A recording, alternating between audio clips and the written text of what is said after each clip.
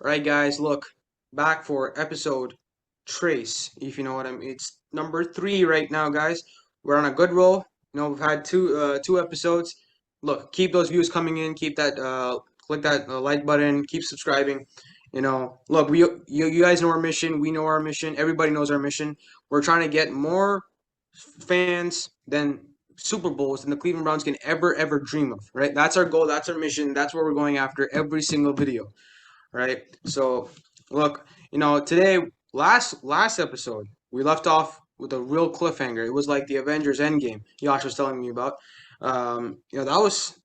Look, I apologize, man. Hey, look, it's a cliffhanger. It's a cliffhanger. Cliffhangers are tough to deal with. I've never watched the Endgame. Real fact, real fact. I've never watched the full Endgame. Hey, don't roast, okay? I've just never watched the full Endgame. But I know what a cliffhanger feels like. Okay, I do know what a cliffhanger feels like. Let me tell you. Boss Baby, probably the best animated movie in the history of DreamWorks. I'm just gonna put it out there right now.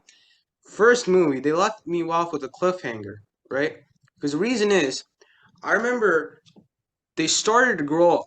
And then in my mind, I'm going, what happens when they do grow up, right? So that was my cliffhanger. And I bore with that for years till Boss Baby 2 came out. So I get what you guys mean, when you guys are going through right now with the cliffhanger. But fear not, it has ended. Today, we're going to do what would have happened. Now, Yash is excited about this. The 49ers. It is about the 49ers. Back in the year 1982, it was 49ers versus Bengals in the Super Bowl. The game was 26-21. Interestingly, the 49ers had a double-digit point lead going into halftime, and now they've crumbled down to a 26-21 lead. Fourth and goal situation from the 1 yard line. Bengals have to score. They don't have an option, right? It's what's 1 yard though. But what happens? Ronnie Lott comes over with his entire defense in his rookie season. Let me just remind this, and as you guys will learn over time, Ronnie Lott is my favorite player in the history of the NFL. I personally think he's the greatest defensive player of all time. That's it. That's just me personally. We can have a whole debate about that, but the defense player of all time. Yash, you better agree with that, man, or else that's 49ers hate right there. That is 49ers hate. You don't agree with me Hey, right now. biased, being biased, I'd say yes. Being unbiased, I cannot say that. So, I No, mean, that's I, just I mean, that's just if you ask me on a Reddit chat or some YouTube comment section or something like that, I would like be spamming Ronnie Lott, greatest player of all time, Charles Haley, second greatest player of all time. Another Okay, nugget. okay, But okay. Stop it. it Stop it. actually, 49ers fever. I Charles Haley, the second greatest player of all time. yeah. That's just 49ers fever at its highest. 104 degrees, bro. What is going on? All right, never mind. You see that fan cave sign back there? Yeah, That shows yeah, exactly. You live under a cave which above has a bunch of actual information. it's a Within man. this cave, you're blinded. You're blinded. You see nothing. It's dark. It's dark everywhere. There's that one shining light over there. That's where you see Ronnie Lott. Other than that, boom, got nothing. All right, now back to the topic. They go in fourth and goal, and Ronnie Lott punches the running back down, and they don't win the game. Now, what would have happened if that 49ers defense didn't stop them on fourth and goal? What would have the history of the 49ers been? You know what? As Josh looked out, I'm going to give it to the 49ers caveman himself. I'm going to give it to you. It is your floor. It is your 49ers. I will give you the floor, and then I will take over. I'm gonna start off by saying I don't think it would have affected the 49ers as a team as far as them like building, because let's start off with this fact. Fact of the matter is they had one of the best coaches in the game in Bill Walsh. They had one of the Oh best my God. best quarterbacks in the game in Joe Montana. Josh! Hey, hold up. Josh! You're forgetting that they drafted two of their biggest stars after they won that first Super Bowl. Those being Jerry Rice and Ronnie Lott. That being said, I do yes, or sorry, not Ronnie Lott. What am I saying? Um, 49ers caveman. Jesus Christ, Roger Craig. That's Oh, what. God. Oh, my Um, God. well, here's what I am gonna say. The fact of the matter Keep is, talking. I got my pillow right next to me. I got my pillow right next to me. Keep the talking. fact of the matter is, I don't think the 49ers would have won 4 championships. That let's get that out of the way. They're not going to Okay. win 4 championships. I mean, just mathematically, you take out the Bengals, 49ers Super Bowl from 81, they're going to win 3. But I mean, I'm talking about just kind of that Four momentum. minus one. Yeah, that's what I just said. Yeah, I mean, look, that's my point. Hey, guys, you all remember last episode when I talked about AP English? Exact same thing. I mean, you think about the mathematical terms of Wow, possibility. If you had wow, won four, wow, you had three man. now. That is I mean, like that's what you just said. that's like college. That is like what's it called? That is like advanced level math. Like you're That's what talking I'm about saying. math. But see, here's the issue. You say four minus one, did whatever you said about 30 seconds like that. Yeah. Well, I mean, Blows your mind. okay, I'm telling you, you're living in a cave, man. yeah. But here's my point, though. I mean, Alright. you have to remember the fact of the matter is the 49ers had a good team and they continue to build that team afterwards. I think it gets forgotten that Bill Walsh had a foundation in place. That 49ers team had a good foundation in place to build a team that was ready to win a Super Bowl, maybe two, down the line in the future. And by the time it got to like 1988, 1989, they were by far the best team in football. And it was not even close when they got upset by the Giants in the 1990 playoffs in the NFC Championship. That was one of the biggest upsets, not just in football, but maybe it's sports up to that point. Um, and Very true. yeah, and That's very so true. what I feel like is that eventually this team would have definitely won. I don't think they would have had the confidence though to do make the same history that they did during the 1980s. Build that foundation of being, the gold standard of the NFL, being one of the greatest dynasties ever. You wouldn't be talking them as like one of the blue bloods of the NFL alongside the Cowboys and the Packers and the Pittsburgh Steelers. Like you're talking about a team that probably, had one of the greatest 1-2 year runs in football, closer to like what, Kansas City had in 2019, 20, that where they won like 12 to 14 games each of those years, something like that. Yeah, as Shame. far as That's just close. kind of like the level of play, I'm not necessarily saying the style. Um, Okay. I and see what you then mean. like I mean, I see what you mean. Okay. yeah, you get what I'm saying at least, right? Like kind of like also what the Packers did in 2010, 2011 as far as that level Mhm. of play. Um, but I mean, at the end of the day, winning a Super Bowl is tough in any era. And you're talking about a 1980s era and an NFC that was really, really, really stacked. I mean, we forget that from 1983 to 1997, the NFC won every Super Bowl during that time. Yeah. Every Super Yeah. Bowl. Um, Yeah. so this was a division that constantly had two or three, not just good teams. Like you're talking about some of the greatest teams in NFL history, right? You're talking Mhm. about the 1985 Chicago Bears, who are the greatest defense of all time. In my opinion, they're the greatest football team in general. When you look at just how dominant they were in the Wow. playoffs, yeah, I mean, they were stacked on so many levels. You look at a team like the Packers from in the mid '90s. You look at a team like the Cowboys. Not just Yeah. when they won those 3 championships in the early '90s, but even before them, they were a very very competitive team. The Giants Don't get. won. Mhm. Well, yeah, I mean outside of that, 3-4 year window where Jerry Jones took over before that, but like Yeah. Yeah. Giants, you're looking at a team like the Eagles, who, they weren't great, but they transcended the sport Good. in some ways with Yeah. using Randall Cunningham with his rushing ability and that dominant Don't defense forget the Redskins. one. Don't forget those Redskins. Redskins, I don't know if we can say that on YouTube, but um, that's fine. The team from Washington that had Joe Gibbs that won 3 Super Bowls in 3 different years, or in 3 Super Bowls with 3 different quarterbacks, just in a random 3 year time where you didn't expect them to win a Super Bowl any of those 3 years. Um, you look at There's one other team I feel like I'm missing. From the NFC? Yeah, from the NFC. Oh hell, Um, the Falcons. They were never a good like a good team, but they they're transcended all right. sport, right? So you're talking about teams that like had abilities to change the game, be dominant, be historic.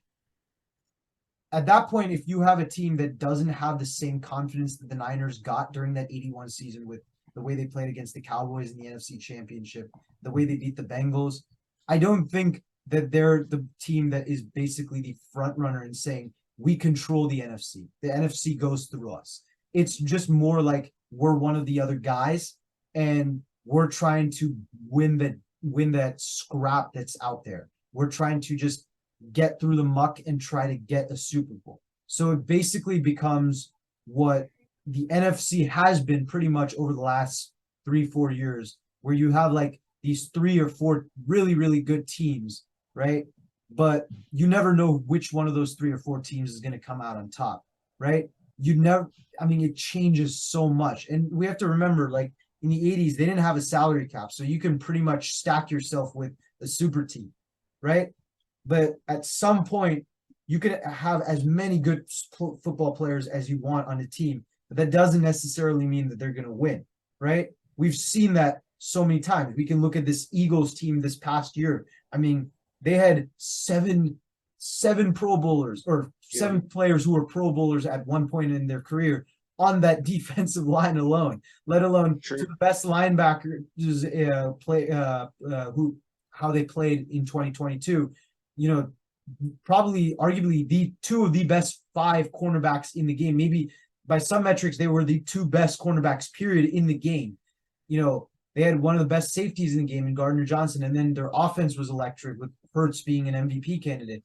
And they still, ended up losing to a team that on paper, in the Kansas City Chiefs, besides their quarterback, was far, far more inferior. So that and this was an Eagles team that was relatively inexperienced outside of their offensive line and their defensive line, right? Sure. Who like they hadn't been in this championship window over the last. It wasn't like they had been to several NFC championships over the last 4 or 5 years. The fact of the matter is, you have to build that confidence up again. So for a team like the 49ers, they hadn't won that 81 Super Bowl. They wouldn't have that confidence. So going up against the Giants, going up against the Cowboys or the Eagles, or even the Eagles, or down the line the Packers, they would have struggled. They would have struggled, and it would have tired them out at some point. And I don't think they would have won, 4 championships. They wouldn't have been a dynasty, but they would have won 1 or 2, given how good that team was on paper and how many incredible Hall of Fame players they were able to acquire from the early 80s to the mid 90s. So yeah.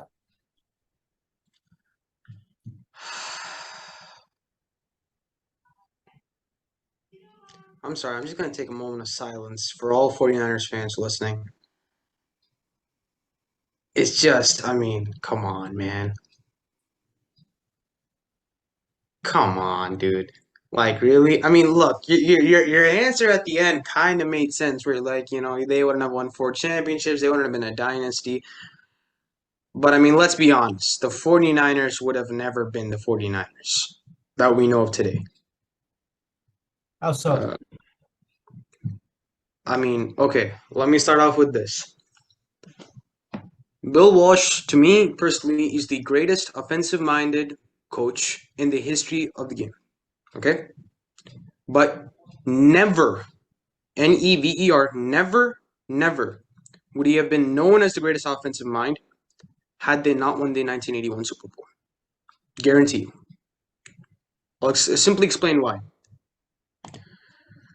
1979, he got his first head coaching job, went 2-14. 1980, went 6-10. 1979, he had I think I mean they were obviously 2-14. That's horrible, but I think they were below 20th, in total offense. All statistical measures, if I'm not wrong. And then 1980, they were a bit better, but not great as well. In 1981, had they not won the Super Bowl, he would have been fired. Okay, he would have been fired. Eddie DeBartolo is not a guy to keep around and try to mix up. Eddie DeBartolo is a fiery manager. Fiery. Sorry, I'm talking about like soccer. Fiery, or should I say football? If if people are trying to make a discrepancy or whatever. As an owner, he would have fired Bill Walsh. Therefore, the offense would have never been the place it was. Joe Montana would never have been the quarterback without Bill Walsh. Although Joe Montana did create, some of the things that happened, like for example, in the 1981 NFC Championship, the rollout play to Dwight Clark, the catch, all that stuff. The idea was never for Joe Montana to run and then wait for Dwight Clark. That's all Joe Montana. However, the play install, the creation behind the play that Joe Montana could do off of was Bill Walsh. They both needed each other in order to be great. So if Bill Walsh left, Joe Montana never exists. When Joe Montana never exists, Jerry Rice, he would have been a great player, but not the greatest receiver ever. Like Jerry Rice is with Tom Brady in the sense that, or actually not. Well, after Patrick Mahomes this season, I don't know, but like Jerry Rice is at the level where no one in history, to me right now, I don't know who can even compact with what he's done. You know, so he's in a separate league of his own, if you will. And then so Jerry Rice would have never been the player without Joe Montana. Okay, strictly speaking. So that's just that. Now going to the defense. Okay, you have players like Ronnie Lott, Ronnie Lott, and then you have great players. Honestly, all around you have great players. Charles Haley would have never come to the 49ers had Bill Walsh not been there. I'll say the reason why is this: he was selected in the third round. Bill Walsh was the only player in the entire room when the scouting department was there. And they said, pick up, and he's the only one who said, we're going to pick Charles Haley. Only one. Imagine, if Bill Walsh is not there, Charles Haley would have never been in a 49er. And right now, as you said, whoever was the second greatest GOAT under that little cave of yours, right? Look, no offense, Charles Haley, probably one of the smartest defense players ever. Ever. Right? I mean, you think about all the things that he revolutionized in terms of defensive lines, how to attack the offensive tackle, the defensive line. I mean, he was incredible. He was kind of like the start of moving from edge to tackle and moving everywhere across the defensive line. He was kind of that starting point from players like Aaron Donald have evolved it. But had Bill Walsh not been there, he would have never been to the 49ers, therefore, never a great player, to be honest with you. He had been average. So, with all these things being said, with just Bill Walsh and Joe Montana, no shot they would have won two Super Bowls. No shot they would have won any Super Bowls. Personally, I don't think they would have won a single Super Bowl because even though the talent was there, a lot of the talent would have left. The moment Bill Walsh leaves, who are you going to bring in as head coach? Not people who are going to revolutionize Joe Montana to be at the All Star level. I'll say, I mean, that's a good point, right? But here's the argument I'd make. mhm. Steve Bartolo was a very irrational person when it came to managerial decisions, right? When it came to, hiring and firing people. But He fired two head coaches before Bill Walsh came, yeah, but I right? don't. I see. Here's the thing. I don't think that like I don't think you seem to think about I don't think you're considering the fact that one, Bill Walsh did draft Joe Montana, right? And this was during True. the 1979 season, right? Yeah. So they had 2 years to work with Joe Montana, and eventually Yeah. they did get to the point where they where they ended up winning a Super Bowl, right? So Right. I'm thinking about That's my point. yeah, but That's my point. I'm thinking about another situation that's pretty close to this, and that's Bill Belichick and Tom Brady, right? Who's to know whether Bill Belichick really keeps his job um, if Tom Brady doesn't become Tom Brady, or let's just say Tom Brady doesn't ever start for the Patriots. A lot of people Yeah, would he would have argue not. He that would have not. Seriously, he would right. have Here's not. the thing. Belichick. I don't think most NFL coaches are or most NFL managers and owners are that irrational to make the decision of firing a head coach who turns a team from a perennial loser, from a team like in the case of the Patriots, they went from 4-12 to 11-5, and we're in the divisional round against the Raiders. Mhm.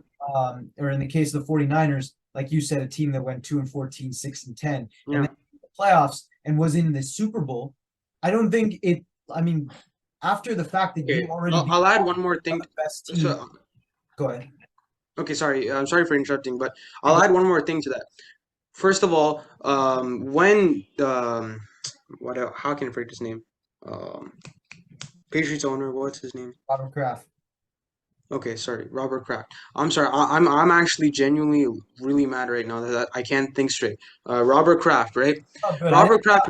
I thought, what's it called? I confused Ronnie Lott for Roger Craig, so don't worry. Oh, really? Okay. I mean, that's not as bad actually. Forgetting the Patriots owner is worse. But Robert Kraft, right? He knew Bill Belichick as an assistant under Bill Parcells. Number one. Number two, he had that relationship long enough to understand who he really was. With Eddie DeBartolo never wanted to bring Bill Walsh in. True facts. He never wanted to bring That's Bill true. Walsh in. What happened was the previous head coach recommended him. That's it. That's the only reason why Bill Walsh got the head coaching job. Now I'll go to the second point.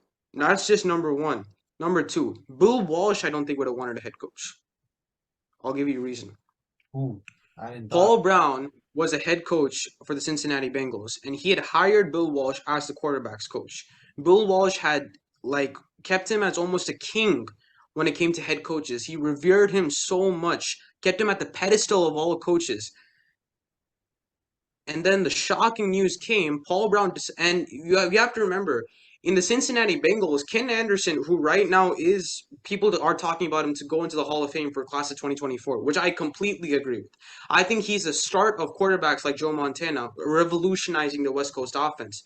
But that started with Bill Walsh. Bill Walsh is the one that told. So if you remember the old Paul Brown play where they had the wire connecting down, then he had it over here. Bill Walsh would call the play like 68 red 096 or something like that, and then Paul would recall the play, tell it to the offensive guard, and then they would send it in. The offensive guard would send it to the quarterback, and then they would snap the ball. That's how the olden days was, where they would communicate the plays. But Bill Walsh was calling all those plays, and that was the beginning of the West Coast offense. That's why Bill Walsh, he would often laugh at the term West Coast. It was really the Midwest offense, if you really think about it. But he was at that point where he was really the offensive play caller, and Paul Brown was the puppet, if you think about it like that. And then the shocking news comes: Paul Brown decides to retire and just remain as the owner, and he fires Bill Walsh. Right? Yeah. That's shell shocked because it's like your role model just threw you out the window. Now he comes to the 49ers and he has a chance to beat that guy who just got rid of him. I'll give you another example. The first play in the Super Bowl was a tight end around. The first play. So Joe Montana would pick up the ball, tight end would come on the other side, give it to the running back to Joe Montana. That tight end who just came would come back, run on a curl route. Montana would throw the ball, first down. They got like 8 yards off that. 8 yards. It wasn't like a huge play or anything, but it was a big punch right at Paul Brown. It's like, look, it's my time. You're done. That's the exact message Bill Walsh wanted to send at that point. If he lost that game and Bill Walsh, this is from what I've heard, so I'm not making this up. He was not exactly the most emotionally stable man. He wore his emotions right on his shoulders. Okay, he was that type of guy. That's why Paul Brown didn't hire him. He told, if I'm not wrong, Dick Vermeil, he actually called Paul Brown once and he asked, "Why didn't you hire Bill Walsh?" And he said, "No, Bill was like he was like a coin. Either he would be really high or really low." So because of that, Bill was very emotional. So if he loses against Paul Brown, his role model, it's shell shock for him. He's gonna leave. There's no way he can get back that same vigor. You were talking about the confidence. I'm just speaking from a head coach's perspective. He can't enthuse a team back after losing to his role model. Now that's my second point. My third point is this. I'm coming to Ronnie Lott because a lot of the reasons why I am the man I am kind of right now is based off the fact that I hate to be average. I hate to be average. And Ronnie Lott exemplifies that for me. That's why he's my favorite player of all time because like he just enthused like I can't lose. I have to do everything possible to win. That's why he cuts his finger off. And amputated his finger to. Yeah. I mean, seriously, like what kind of madman does that? A madman who wants to win all the time. So like that's why I just adore him so much. He would have never had the same confidence. He would have tried to. but the offense wouldn't have been the same. Without Bill Walsh's, that kind of enthusiasm, the offense would have never been the same. 49ers were treated as some kind of commodity. They were really nothing. They were actually nothing. The 49ers, before Bill Walsh's whole heroics, they were nothing. Okay. That's one. Yeah, I mean, here's like, I mean, all I'd say though is in general with that is just you're right about that. But I think you're forgetting that at some point, a team that talented, they just cannot like when you No, draft those types no. of players, you at some point they're gonna win. Like it's It's not just about drafting those players. It's not just about the talent. That's my point. How you mold that talent is more critical than the talent itself. so If that's Bill why Walsh is that's not why I this, agree with you if you were to say that they're not gonna win 4 championships. But if you go but down, they're not going to win a Super Bowl. I, Without Bill Walsh as the head coach, they can't win a Super Bowl. The same Bill Walsh that was in 1981, they will not win the Super Bowl. What you just said right now, 1982, they were 3-6. How do you explain let me that? ask you this The though. same talent. They're the same talent. 1983, they're obviously much better, but the same exact talent was 3-6 with a winning Super Bowl head coach, with a winning quarterback. Probably the worst season of Joe Montana's career was in 1982, and that's coming after a Super Bowl winning season, right? So I mean, the facts is plain. It's right there. You go 3-6 after a 13-3 Super Bowl season. What does that tell you? So they do have an opportunity to fall down. That's why you need that in. Okay, I mean, look, I look, those points make sense, but I'm just gonna keep it real, okay? Without Bill Walsh, Joe Montana never becomes the quarterback he was. Without that win, Bill Walsh cannot go back to the same state he was. They would have been much worse, in fact, without that same type of Bill Walsh. Number three, players like Ronnie Lott, they would have left because they would have realized that at some point I can't win with these guys anymore. At some point they would have realized that. Number four, Jerry Rice would have never been drafted by the 49ers. It was only because of Bill Walsh. um, Fun fact, Bill Walsh literally looked on his TV screen on a random day and saw Jerry Rice playing for some unknown college. He literally called it an unknown college. And then they decided to draft him, taking over Tom Landry. Um, in the Dallas Cowboys' draft, Jerry Rice. That would have never happened had Bill Walsh not been there. My point is this: without Bill Walsh, the 49ers would have never won a Super Bowl. Without Bill Walsh, they would have never. George Seifert only won a Super Bowl because he had worked under Bill Walsh for that long, and because of that, A.J. Barlow had trust in him. Other than that, never would have won a Super Bowl. Mike Holmgren would have never been an offense coordinator, which have never allowed for that tree of offensive existence to ever being used. So it's not just the 49ers would have never won a Super Bowl. West Coast offense would have never been a thing had they not won the Super Bowl. So I think, Yash, you may just be underplaying this a bit too much in the sense that, not much would have happened. I mean, a lot would have happened. You won't have the Patrick Mahomes today, the Andy Reid type offenses without Mike Holmgren and without Bill Walsh. None of this would have happened. So forget about just the 49ers. West Coast offense would have never been a thing. That I agree That's with. my point. See that I completely agree with you. Bill Walsh is not there. The West Coast offense is not there. That's And without Bill Walsh, that's the why 49ers are never the 49ers. that's why Never. he's the greatest offensive mind. And you can't say that, and you can Yeah, say that regardless of whether you have Joe Montana or not, because that I mean he knew how to work an offense. He was I mean, granted that success wouldn't have come without Montana and Rice, but sure. mine was there, and the whole plan of using the West Coast offense was there. You don't have Bill Walsh, you're not going to have a West Coast offense, and I completely agree with you. You're not going to have the same type of passing offenses and schemes that you have today. Yeah. So yeah, I agree with you from that standpoint. But for me personally, I'm a guy that thinks that a team that talented is always going to end up winning out at some point. And I do think that given the fact that this 49ers team was able to win a Super Bowl, even without Jerry Rice and even without Roger Craig and some of the other Hall of Famers and Pro Bowlers that they would amass in the future, they had enough talent to win a Super Bowl in the near future. That 1984 49ers team is one of the most dominant teams ever. I think if But they that's my point.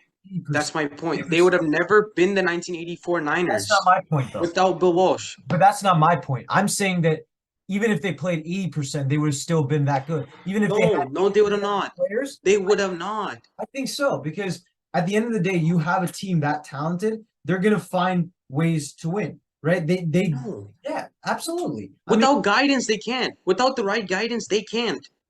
okay, Without the right guidance, they absolutely cannot. let me ask you this: a team like the Yeah. Dallas, a team like the Dallas Cowboys, right? Okay, Right. no, Yeah. that might be a bad example. A team like Yeah. let's take a look at the 2010 Green Bay Packers. All right, Okay. McCarthy Yeah. isn't ever been renowned as an elite head coach. He's been renowned at Sure. times like a good head coach, but never an elite Sure. coach, a guy who Sure. changes the game. And yet somehow Yeah. that year they not just won, they won. A lot of people forget that team was a 6th seed going into the playoffs, and they ran the table and won the Super Bowl against the Pittsburgh Steelers team that was looking to be a dynasty. They would have won their 3rd championship in 6 years if they had won that year. Um, Right. and the fact of the matter is that Packers team had a lot of talent, but not necessarily the same coaching staff that you would need. No. You would generally think, That's where I'm going to go off track. They had the right coach for the right team. They didn't have the best coach in the entire league. They had the right coach for the right team. Bill Walsh could have not had the same success with the Seattle Seahawks or the New York Jets or the Pittsburgh Steelers. He would have never had that same success. Chuck Noll would have never been the great head coach he was with those 4 Super Bowls had he coached a different team other than the Pittsburgh Steelers. you're saying basically that you're saying that Bill. So basically, you're saying that it was kind of like a symbiotic relationship between Yeah, a Walsh. coach and a team. Look, a team together, man, is players, it's staff, it's from the water boy all the way to the owner. Everybody together make up a team. And there needs to be continuity throughout the team. Every player needs to. I'm not saying like, be the best of friends. No, that's not a team. Team knows what's best for the next person right next to them. If that means being like a horrible person, trying to get on their back every single day, annoy them, but to make them help you win, that's team spirit.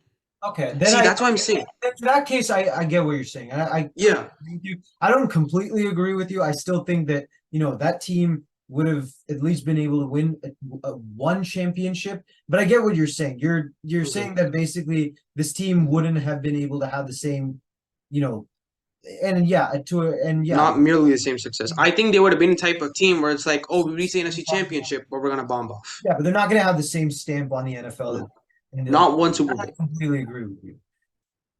I still think though that like at the end of the day, at some point, whether it's right off the bat or 5 years, 5 years too late, teams that have that type of talent, they find ways to win, right? And I think that can happen.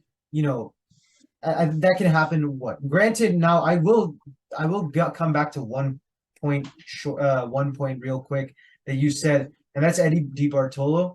Given the fact that he Hmm. is a very irrational coach, if he did indeed fire Bill Walsh after the 81 season or down the line, I mean, you can make an argument that the 49ers would have never had the same stability that they had, and that could have hurt them.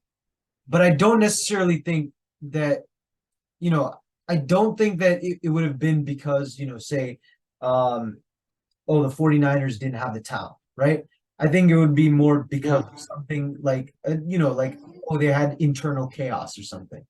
If you that's yeah, were to sure. argue from that point, yeah, then I would agree with you. Look, you could, yeah. I don't know. Personally, for me, if Bill Walsh leave, that's where the conflict comes. That's what I'm thinking. Okay. Well, Um, okay, then I get what you're saying. I think it all connects back to Bill Walsh. Without that same Bill, I can keep it in one sentence, everything that I said. But without Bill Walsh, those 49ers would have not won a Super Bowl.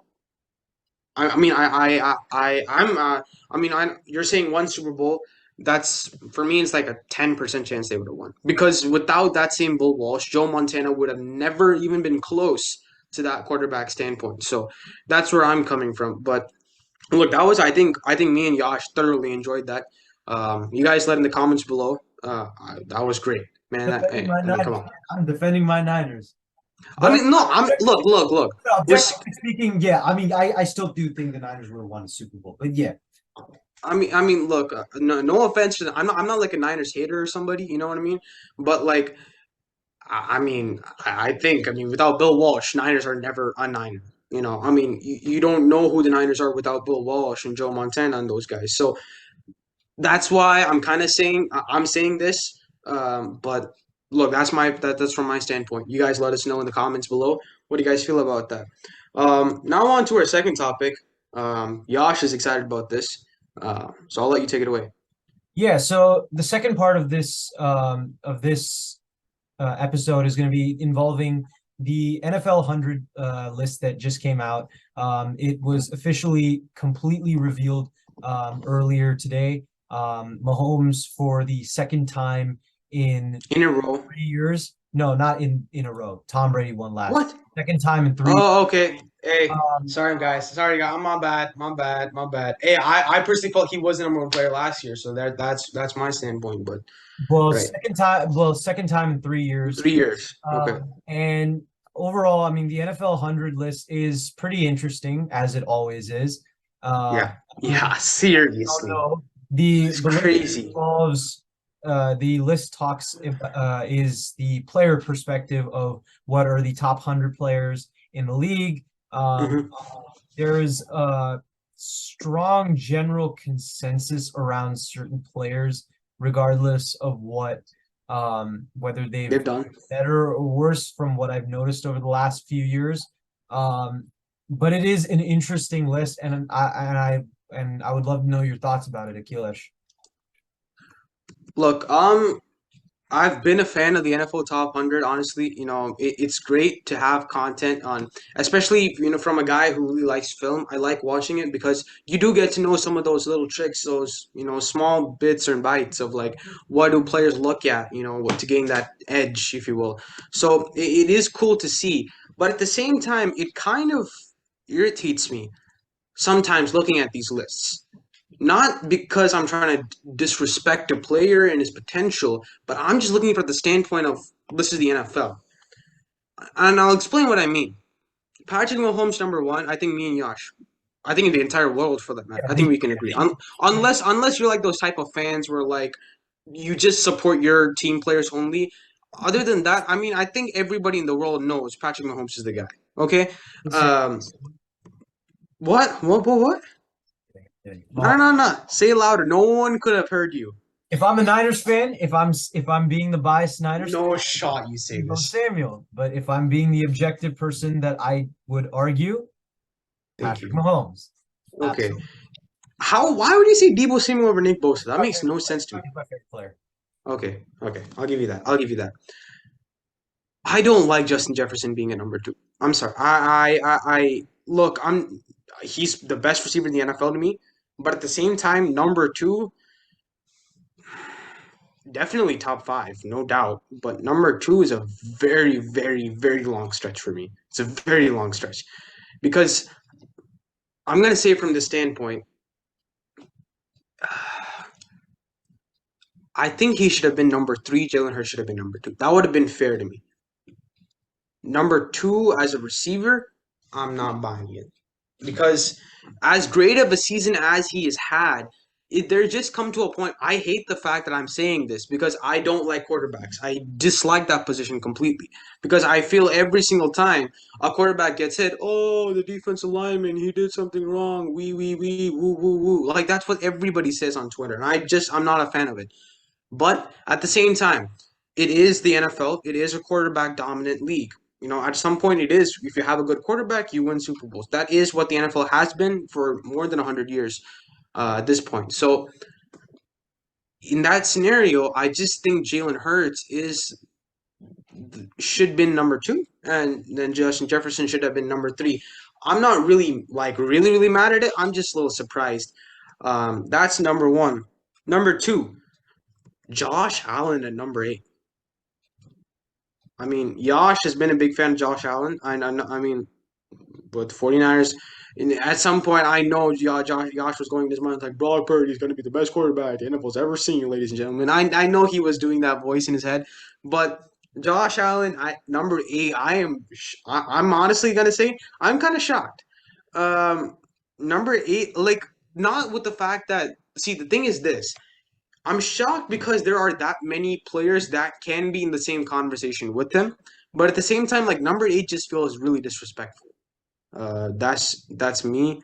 I just from the top 10. Everything else I'm fine with. Other than those two positions, I mean two players, I'm fine with a lot of other things, but it's just that like Justin Jefferson at number two, it's I don't know, it feels weird if you get what I'm saying. It just doesn't feel right. Okay, I for me personally, I don't have too much of a problem with this list. Um, I mean, I Okay. get some of your points, but I feel at that point it's a little bit nitpicky. I feel like, Yeah. yeah, like I mean, for me personally, I don't have a problem with Mahomes one, Jefferson two, Hurts three. I mean, those were for me were the top three players in the game, Mhm. without a question last year. In that order too, Mahomes basically had the perfect season that he could have had last year, as far as all the questions that he answered and all Yeah. the different Seriously. adversities he overcame Yeah. both in the regular season, the playoffs. Jefferson, I really don't think, like, people call him the best receiver, but I really don't think they give him enough credit for what he really did last year. What he did was just insane. He put that team on his back. I mean, and I'll get to this in a sec. Kirk Cousins had a relative down year last year. Even if you want to, no, Stop. even Stop. if you want to say he's a good quarterback, fine. But there is, I mean, statistically, by almost every metric, he had a down year last year. Dalvin Cook had a down year last year. Adam Thielen had a down year last year. They had to go and get TJ Hawkinson at the Adam deadline Thielen. to improve the receiving. Their offensive Yeah, I'll linemen give you that. were horrible, and their defense was historically bad by some metrics. It was insane that, I mean, almost weekly Jefferson would pull out an incredible catch just out of nowhere and just put the team on his back and win games. When he had a bad game, the team lost, and it was very, very obvious, that this team ran through Justin Jefferson. So I really don't think, like, this team had a negative point differential. I don't think that if Jefferson was on even like 90%, they're winning anything. Jefferson was a god last year, and that really shows how valuable he is to a team. And I think there are very few players in the league that are that valuable. The only other guy that's more valuable is really Mahomes. And then Hurts, he did everything he possibly could. He was the quarterback and the best player on a team that was that dominant all year, and then outperformed Mahomes in some instances in the Super Bowl, in the biggest game of his life. I mean, I don't have a problem with that. Other than that, I mean, if you look at the top 10, I mean, there are a few arguments to be made. You can change a few players every year, everywhere.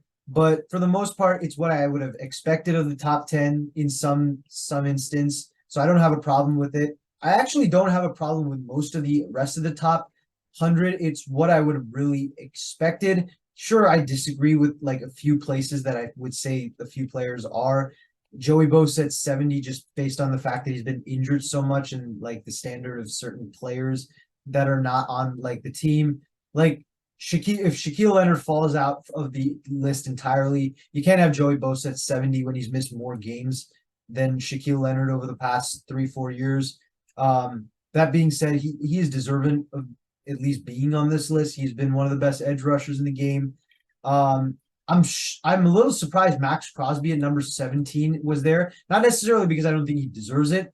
In fact, I think I'm glad that he got number 17. I think he should be there. I'm just surprised that people actually rated him that high, because I like of how bad the Raiders were. And generally, I mean, Max Crosby is, for the most part, consensus wise, across almost any NFL pundit, any NFL player, you don't really hear that much of him as like one of the best players in the game. Generally, when you think of edge rushers, you always think of the Myles Garrett's, the TJ Watts, the Nick Bosa's. You don't generally like put Max Crosby in this situation, but he's definitely deserving. Um, to me, there were really only like maybe 4 or 5 things that I had like a problem with, which is pretty low in terms of these lists. Um, the first one I had, I can't really blame Trent Williams being number 14. And I'm not saying that as a Niners fan. Like he is the best. He is been one of this last 3 year stretch. He's not just been one of the best offensive linemen in the game. He's been one of the best players in the game, and this has been one of the best stretches that any offensive lineman has had in the history of the game. So to not have him at least in the top 10 is kind of frustrating. But I get it. You're not like from a players list, and honestly, any list, you're Yeah, generally I have agree. Trent Yeah, Williams that's in the the point. top in any top 10. I would have had him number 10 over Chris Jones. That's what I I would have agree. done. Yeah, I would I have would done agree over with Chris that. Jones. Other than Um, that, you don't put him over any player. But other yeah, than Chris, yeah, over Chris Jones. I mean, you could switch. Like again, I think the like if you put Trent Williams 10, I would say that anywhere from 5 to 10, you could really interchange any of those players. So I don't really have a problem with him being 10. I don't have a problem with him being 5, 8, or whatever. Right. The second problem I had was the Khalil Mack being at 38. I don't think Mac should be that high, especially when you given the fact that he's been having a down year. He had a down year. Mac in 2021 got hurt, but before that, up to that point, he was top 10 in the league in pressures.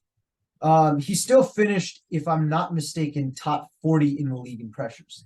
This past season, he had more sacks than he had in 2021, but was 60th in pressures, or 61st. 60th in pressures was Javon Hargrave, who by most Mhm. NFL pundits, who by most players, was considered one of the best defensive tackles in the game throughout the year. You hear a lot of, We are getting to I'll that. tell you this, Javon Hargrave is the best defensive player on that Eagles team. I heard a lot of that for a lot of the year, from a lot of different people. And that's debatable, granted, but Yeah, there were a lot of people who were saying that. And going to the free agency, he was the number one free agent that on is the true. board for NFL.com. The fact that he's not even on this list is really surprising. So to me, Hey, having someone 49ers, like Khalil Mack, round of applause for the 49ers right now. That's a great pick. oh Great yeah. pick, yeah. Like seriously, I'm not joking. That's a great pick. But no, the fact that you have Khalil Mack that high when you don't have Hargrave on the list, that's what really frustrates me. I think if you Okay. want to have Mack on the list, I'm not shocked he's going to be on the list, right? Okay. He's one of the best. He's I been see one what of you're the best saying. players. Okay. Yeah. Look, let the Chargers man take it from here. All right. Okay. Fine. I Fine. see Fine. what you're saying though. I see what you're saying though. I understand. I agree with that. Okay. Look, being a Chargers fan, look, or let me say this: being a Brandon Staley fan, okay, because I'm really pulling for him this season, but I'm just if it doesn't happen the way I'm thinking it's gonna happen, I may have to lose this shirt a bit. But all right, back off that. Look, Khalil Mack 38 is very high for him this season. Okay, I'm not gonna be biased here and say like he's had one of those best seasons. No, he's definitely had a down year, but top 50 makes sense for him, but 38 is very high. I agree with You that. would put, 38 hold is on. So very, let very me high. ask you this: would you put him Mhm. higher than Hassan Reddick or Cooper Cup or Pat Surtain, um, or Jalen Waddle? Because for me, I definitely would not. Like Waddle I was would put him. I would put him below every single player you just mentioned. right. So to me, I'm being very reasonable. I'm not hating. I'm not trying to be the look. I'm being very honest. He is not better. He was not better. Okay, I'll say this. It's very, very tough to relate a one position to a completely other position. I'll say from this that is standpoint, true. he Yeah, was not as um as significant as part of the team than those other players were in their success. I'll say it from that standpoint. They had a much more important role in the team's success compared to Khalil Mack. Khalil Mack, but I will say this. He didn't have much of an opportunity to show it as well, granted. So with all that being said, he's definitely low, should be have been lower than 38. right. Okay. Yeah, I think I'll we give can you both agree on that. I do think he would have still ended up on the top 100, even if he was lower. Just given the fact that he's had so much, he has such a high defensive pedigree, given what he's done, both with the Raiders and then the Bears. So I think he would have still ended up being on this list. But I mean, at the end of the day, I don't think he should be 38. That's where I would stand on that. The next really thing I had a problem with was Nick Chubb being 29. To be frank, just the true arrangement of like the running backs. Like I don't have a problem with Derrick Henry being 25, although I think he should have been higher. McCaffrey should have been higher, although granted I would have actually I would have actually put him lower than Chubb and Henry and Josh Jacobs. I think they had better overall years. But when you have a guy that dynamic, you cannot have him I mean, he was in the mid 30s.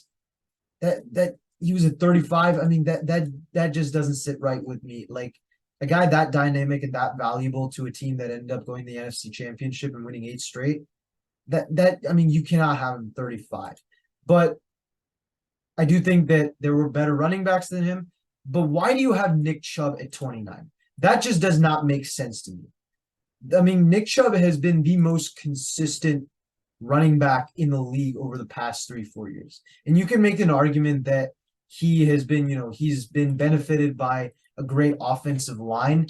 But the fact of the matter is, Chubb has put up some of the best numbers, and both standardized and advanced. He's a workhorse back, which is rare in this day and age. There are maybe only 3 true workhorse backs in the league. Those being Chubb, Derrick Henry, and maybe, I don't know, I would say honestly, Josh Jacobs was that last year. You can make an argument Saquon if he's ever healthy, but really he's not. But here, I mean, these are a few stats that I would really like to show about Nick Chubb. That really, I think, that really show that it wasn't the offensive line that made him great. Nick Chubb was 4th in the league last year in yards after catch per yards after contact per rush. The only 3 players who were higher than him were Tony Pollard, Khalil Herbert, and Josh Jacobs. Only one of those 3 had more attempts than them, that being Josh Jacobs. He was also 7th in the league in attempts per broken tackle. So what that basically means is that this is a guy who's creating his own plays. He's making his own plays into actual ability to be. He's making his own dynamic. He's making his own dynamic ability. He's making the plays that end up getting the touchdowns for the Browns. And you have to remember, this is a guy that put the Browns on his back put the Browns on the back pretty much the whole year. We were expecting him only to put them on the back until Deshaun Watson got back. But once Watson came, we really saw that Watson wasn't the same player that, the Browns had traded for with the 3 first-round picks and, what he had been like in Houston. So you're looking at Chubb really carrying the load for the Browns the whole year and doing a lot of the dirty work for a team that really didn't have a lot of great, they didn't really have a lot of happy moments during the whole season. So it's just frustrating to me that a player that valuable like Nick Chubb is being put behind a Derrick Henry who had a down year, behind a guy like Josh Jacobs who hasn't been nearly as consistent and wasn't as valuable to a Raiders team, given the fact that the Raiders only won 6 games last year. To me, it really speaks volumes when you have a guy that keeps you in so many games to the point where, the Browns really could have won more games than they ended up winning. They could have been a winning team last year. They missed a few field goals here and there. They missed a field goal against your Chargers, actually. So that, I think, was really the most frustrating thing I saw. Yeah, so I mean, those were really the 3 ones that I had the most trouble with. And then getting back to like Kirk Cousins, that was the other one. Say what you want about Kirk Cousins. I think he's overrated, but in no list should he be ranked higher than Lamar Jackson, Geno Smith, Trevor Lawrence, and Aaron Rodgers. Those four quarterbacks he was ranked higher than, and that too by a lot. He was ranked number 42, which is higher Okay. than, yeah, I mean, that one. Look. I'm just gonna interrupt you right there. Okay. Um, I agree with a lot of statements you just made regarding Kirk Cousins. Even though I do think sometimes you go a little bit overboard when it comes to this whole Kirk Cousins overrated thing. I do sometimes feel you go overboard, but I will give you that. He's rated too high for this list. Um, this is a shock for you guys today because I'm almost agreeing on every single thing Josh is saying. But look, because we don't normally agree all the time. I mean, as you guys probably know and seen in the last two episodes, we don't agree on a lot of things. But I don't agree with the fact that Trevor Lawrence was a better quarterback. I don't. Probably this season he will be.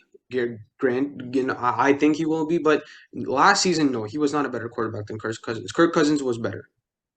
Kirk Cousins was a much better quarterback.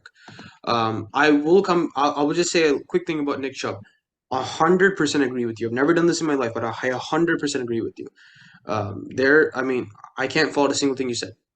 We talked about this in our first episode, the disrespect that the running backs have in the league. Me and you do have a bit of varying opinions on that, but we are grounded on the same standpoint that they are disrespected in the league in general. They are disrespected.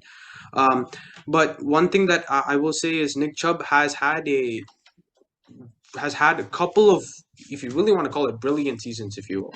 I know he's rushed for over. People don't realize how hard it is to rush over 1,000 yards. It's not at all easy. It's not at all easy, especially Especially after in what this happened to day. Damar Hamlin. You see, yeah, go ahead.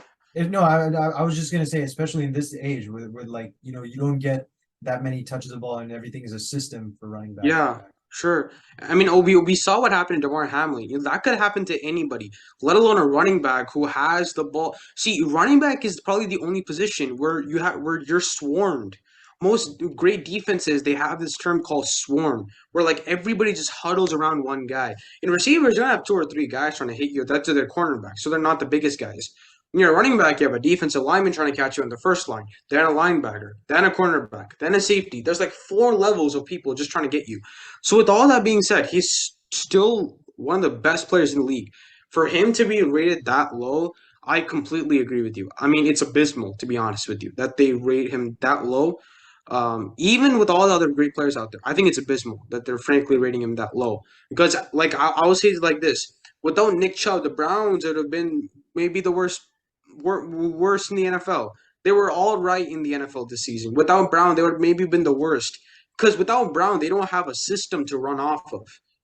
You know, so I completely agree with you from that standpoint. From the Kirk Cousins standpoint, I don't agree with the fact that he should be rated lower than Trevor Lance, but uh, Yeah. yeah, no, I don't agree with that at that point. But everything else you said is pretty spot on.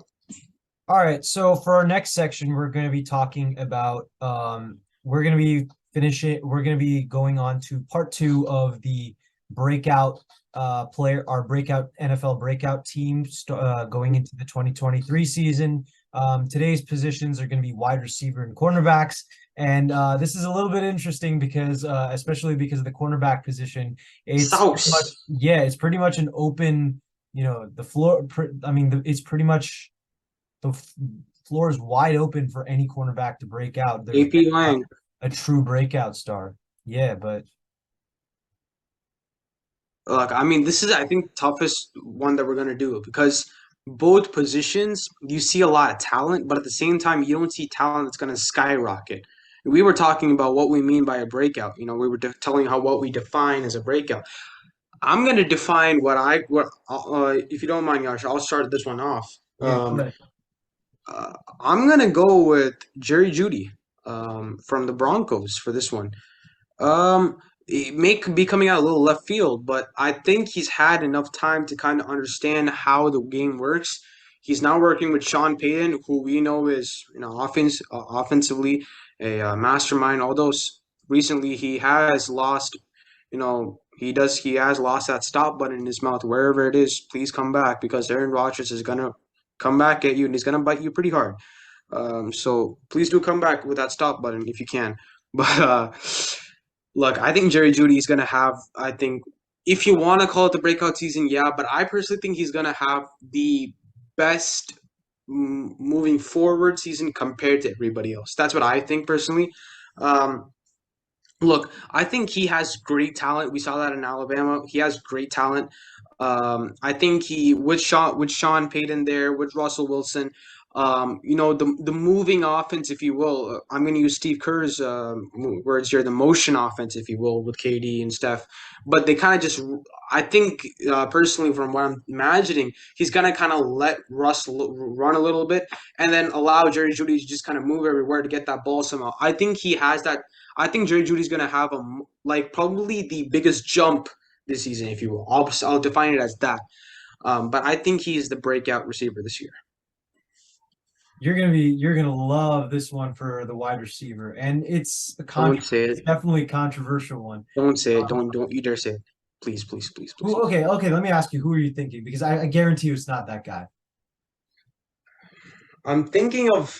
Look, I'm going through my mind. I'm thinking of a couple of guys, but I don't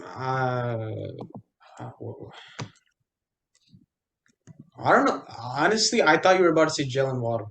No. Well, Just I think Jalen Waller is almost already has already broken out. yeah, I was thinking about that too when I was thinking about this topic. But okay, go ahead.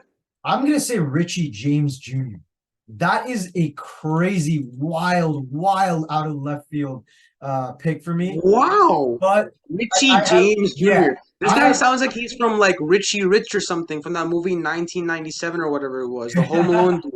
What? yeah. Richie Yeah, James okay. Jr.? Yeah, and I would have said this because this was a guy that the Niners kicked off the team a Oh, few years ago that like I was I like see. I I see got where this so is. frustrated watching this guy because he has a lot of potential, but he was never able to put it together. And then this past year with the Giants, he really, took off. But now I think he is in the perfect position to really, do what, to really thrive and really become the player that I think he could have been. This is a Um, guy that has constantly been known yeah, for two I'll things: see. his speed and his ability to make plays after the catch. And granted, I he has never been able to truly translate that into the NFL. But when you look at this past year, um, he had Richie James Jr. had he had 569 yards, only starting 4 games and 10 yards per reception, but he had an 81.4 catch percentage. And this is a guy that in the previous 3 years, he was always the big play receiver. Even if he didn't play that much, he'd always have a 17.1 yards per reception, a 14.4. This was someone that you'd always count on the big play. Now, what is the thing that the Chiefs love most? Speed and finding a guy who can get you the big play. With Mahomes' big arm, you can get guys to open up on that. And the Chiefs have now a variety of different weapons that they can use in different ways that can get Richie James the ball in the deep ball. And if you have a guy that reliable when it comes to his catch percentage in deep balls, you're eventually that's a recipe for being able to break out and get that 1,000 yards. But this is really where he really shows me something else. Richie James has an expected catch percentage of 70.4. That is one of the top 5 expected catch percentages in the entire league.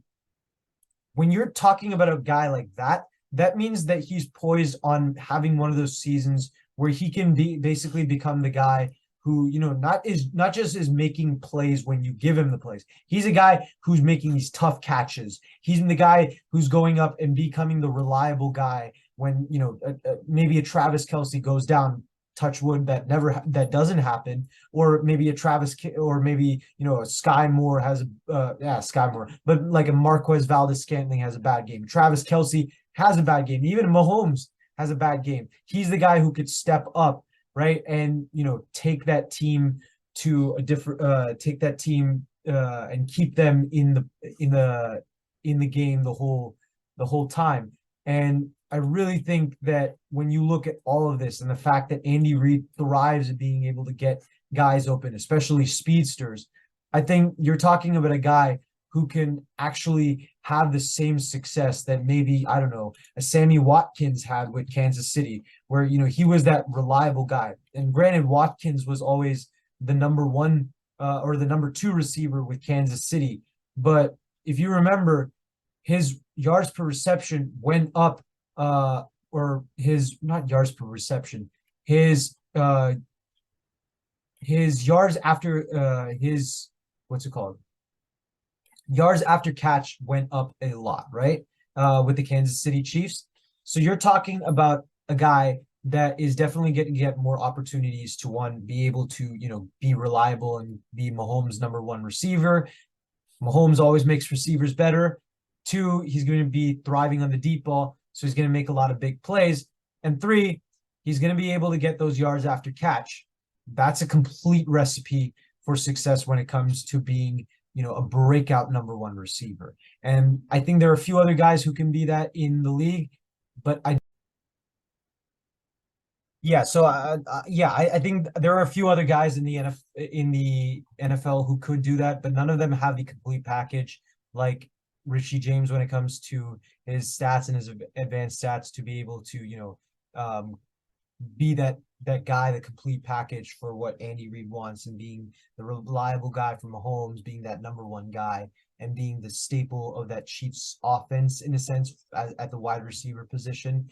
So I think, when you add Mahomes, Andy Reid, and his ability to get yards after catch, get the deep ball, and his reliability as far as his both tough catches go and, just catching in general, I think Richie James is poised for the breakout season. Um, Look, that's a very good. I mean, I'm looking into him right now. I think that's a very, very, very good pull. I was thinking of Jerry Judy. I still do believe he's going to have more of the breakout season, personally. Because I just don't believe Richie James is going to get a opportunity to start. I don't believe so. Personally, I think he may come in here and there on third down conversions and things like that, but I'm not sure if he's going to get an opportunity to start. However, I think years down the line, he may get an opportunity to start, and then you could have a possibility for a breakout season.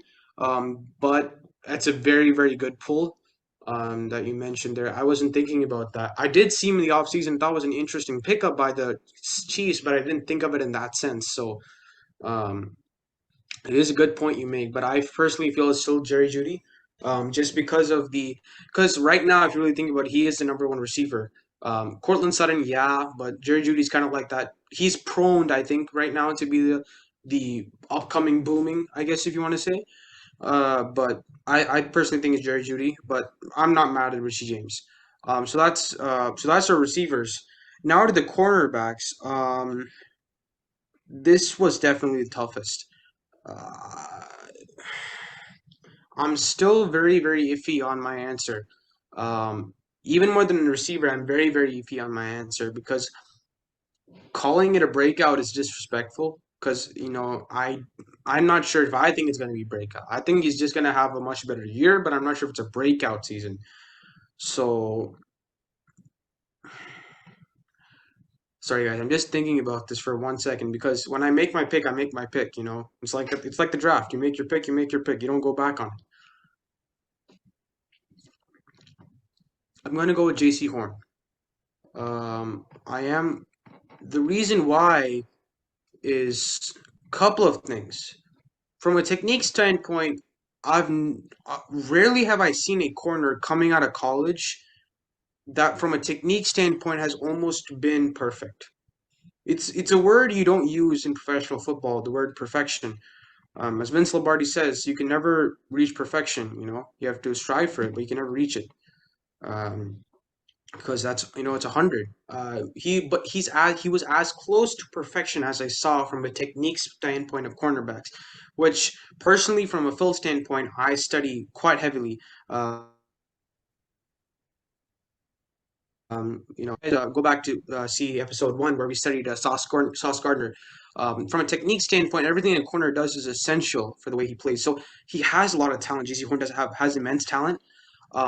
I personally think he has not the same talent as Sauce, but he's pretty close to the same talent as Sauce. in the sense that he has the same maneuverment. He does see the quarterback in the same way. He has good legs. He has good arm strength. He has a very good physicality standpoint from the physicality standpoint and technique standpoint. He's very very good. I think you just get more opportunity to see him play. You can see him as almost as a flawless corner, if you will. But I just think he's going to have the breakout season. I think the Panthers defense, it's not very highly spoken about defense, but it is slowly improving.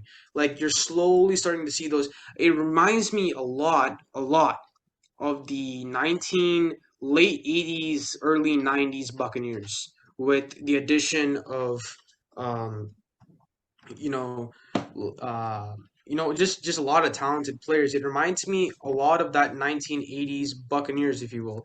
Like I remember from that there's this football show called NFL Football Life where they talk about if you will take a documentary of players who have come into the NFL and then they've gone on to become great players and head coaches. But when I think about it, I really do think about guys like Warren Sapp, Derek Brooks, and John Lynch. So those three guys, they made up like those three different sets of defensive tiers.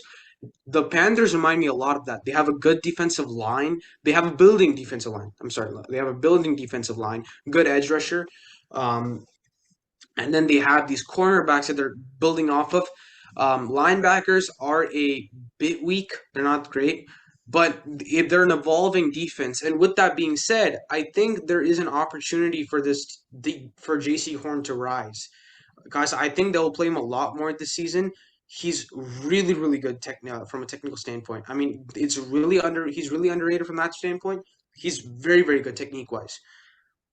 But is he gonna have like those seasons where people are really gonna talk about him? No. That's why I'm saying it's not a breakout guy, essentially. But he is the most prone to breakout, if you will. He's not like gonna have those 9 interception seasons with 30 deflected passes and he's not going to be that type of guy, but at the same time, he's going to be the guy who's really going to push forward and make himself be known a lot more. I'll leave it off at that. It's not the best answer.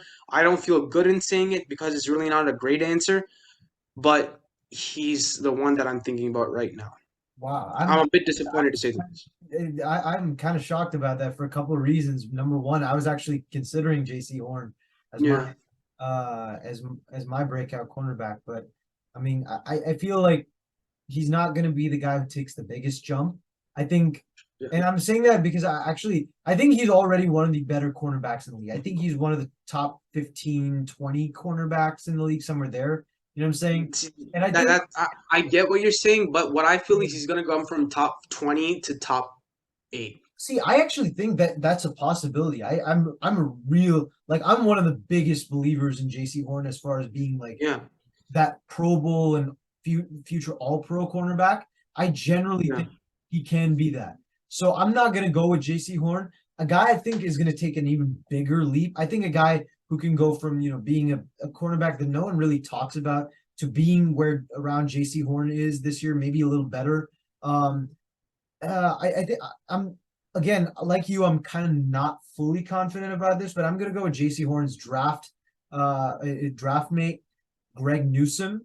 The reason I'm yeah the reason I'm Ooh, is Newsome okay.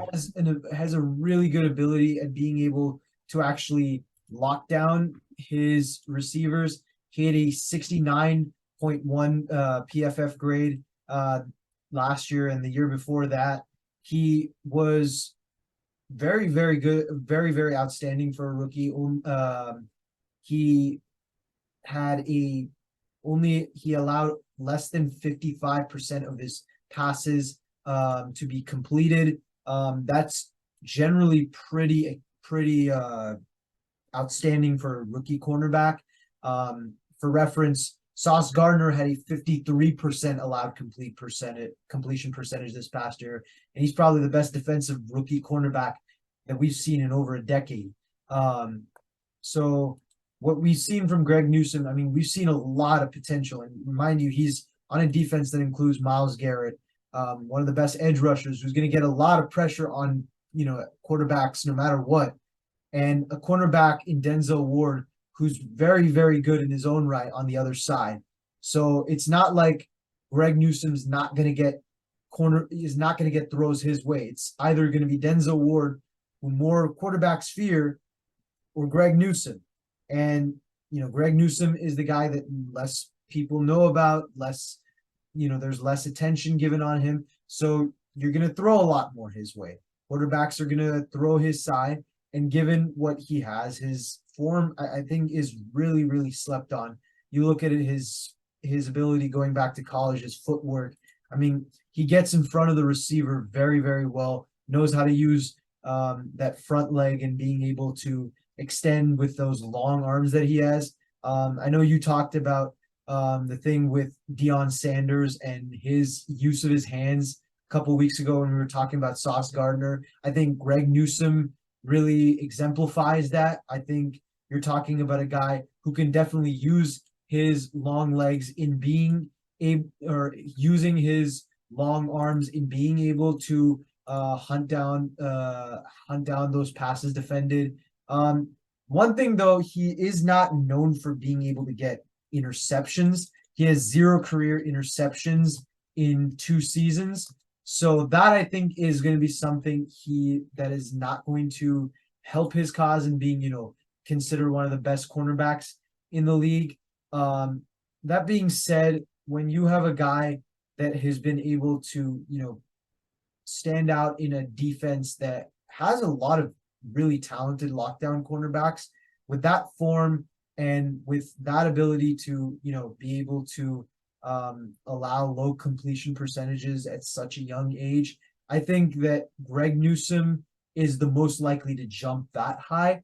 Again, I'm not too confident about that answer just because I don't like, there's not something about him that really stands out in any of these stats I'm looking at. It's not like, he's been widely renowned like at being able to stop receivers. He's able to make plays where he can, but where he can't. So he's pretty average that way. So I don't really see anything that's truly indicative that he's going to be able to fully break out. So again, I'm not fully confident, but if there's one guy I have to pick, it'd probably be Greg Newsom. Look, I'm not gonna lie. I think that's a good pick. I'm not gonna lie. I think that's a good pick. Frankly, he's talented, but I'm not sure if it's as good of a pick as J.C. Horn. For a couple of reasons. J.C. Horn, from a technical standpoint, I think he's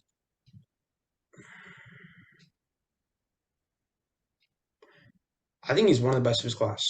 I think he really is. Going, Class, even better than Sertan, technically wise. yeah. If you think about, yeah, I personally think he's, going into the season, he's. But the reason why I'm saying another thing is this: the Browns defense. Look, we are the Winning Browns podcast here, and unfortunately, I don't think the Browns are gonna have a great season this year. Uh, like I know, I think I was talking about a couple of weeks ago that they would have a great season. Um, but I was thinking about the past few days. I'm not sure if they'll have the same success that they had their first season with Kevin Stefanski because Kareem Hunt is not there. It's not, people are not making that a big factor enough. It's a huge factor. Kareem Hunt is not there. I think that makes a big difference for the team. But that's talking about the Browns. But I think in general the defense, with Myles Garrett being there, it's cornerbacks are really forgotten on that team.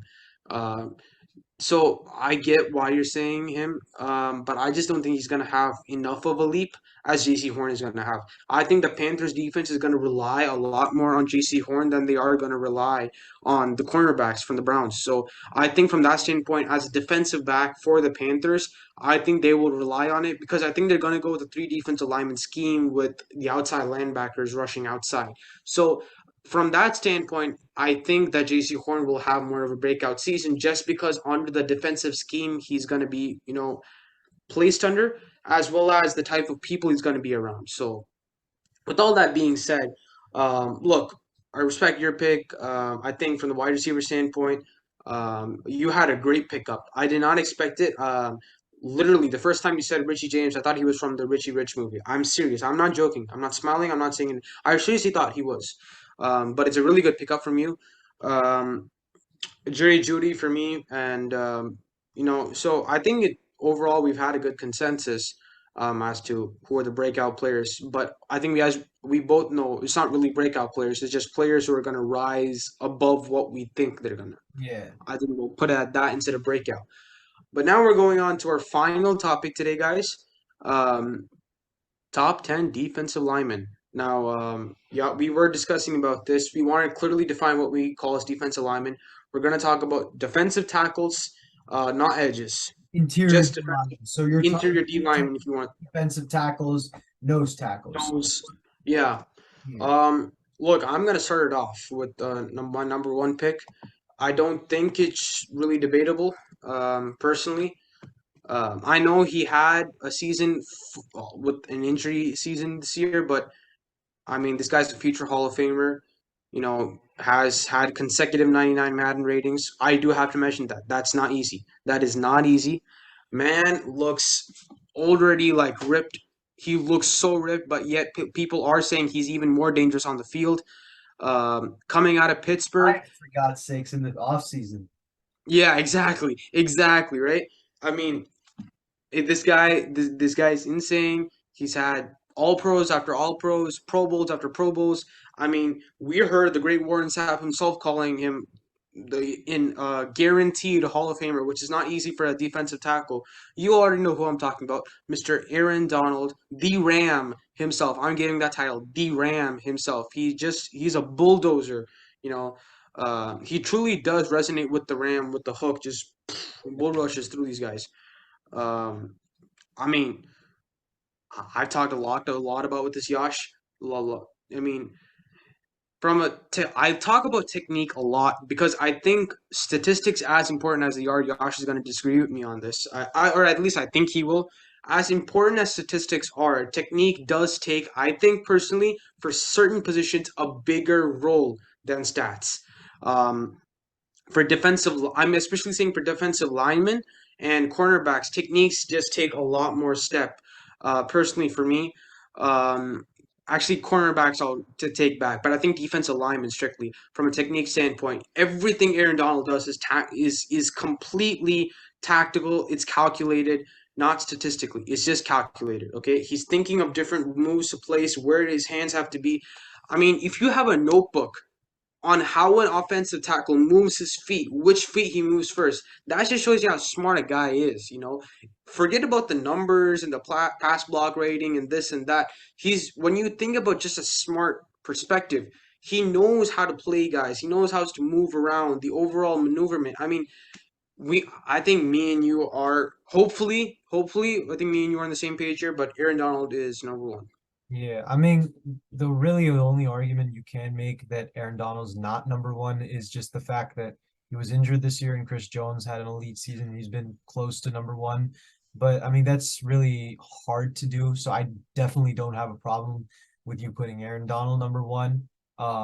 He's been the most consistently great defensive tackle in the league for ever since he stepped foot in the NFL back in I 2014. would make the argument he's been the most consistent defensive tackle in history. Yeah, I mean, honestly, that's definitely Nothing against anybody else. yeah. Nothing against anybody else, respectfully. But how That's- many players have you seen that come into the league and name or the number is the best defensive tackle in the league and Honestly, is yeah, still you continuing? can make that argument, and it's definitely a completely valid argument. So I completely agree with you Yeah. there. Um, yeah, there's nothing I can say about that. For me, I think the next player for number two, I'm gonna go with Chris Jones. I don't think that's really a debate. Yeah. Chris Jones has been one of the top 3 to 5 defensive tackles in the game for the past 4 or 5 years now. He had 15.5 sacks last year, which tied a career high for him. He had um, he had 46 total pressures last year. That's the second most he's ever had in his career. He is the staple of a Chiefs defensive line that on paper is pretty weak, actually, if you think about Yeah, it. I mean, that Frank Clark has been a disappointment ever since 2021. George Karlaftis was a and he's rookie. left. I think Yeah, and if I'm he's not wrong, he's left left. now. George Karlaftis was a rookie.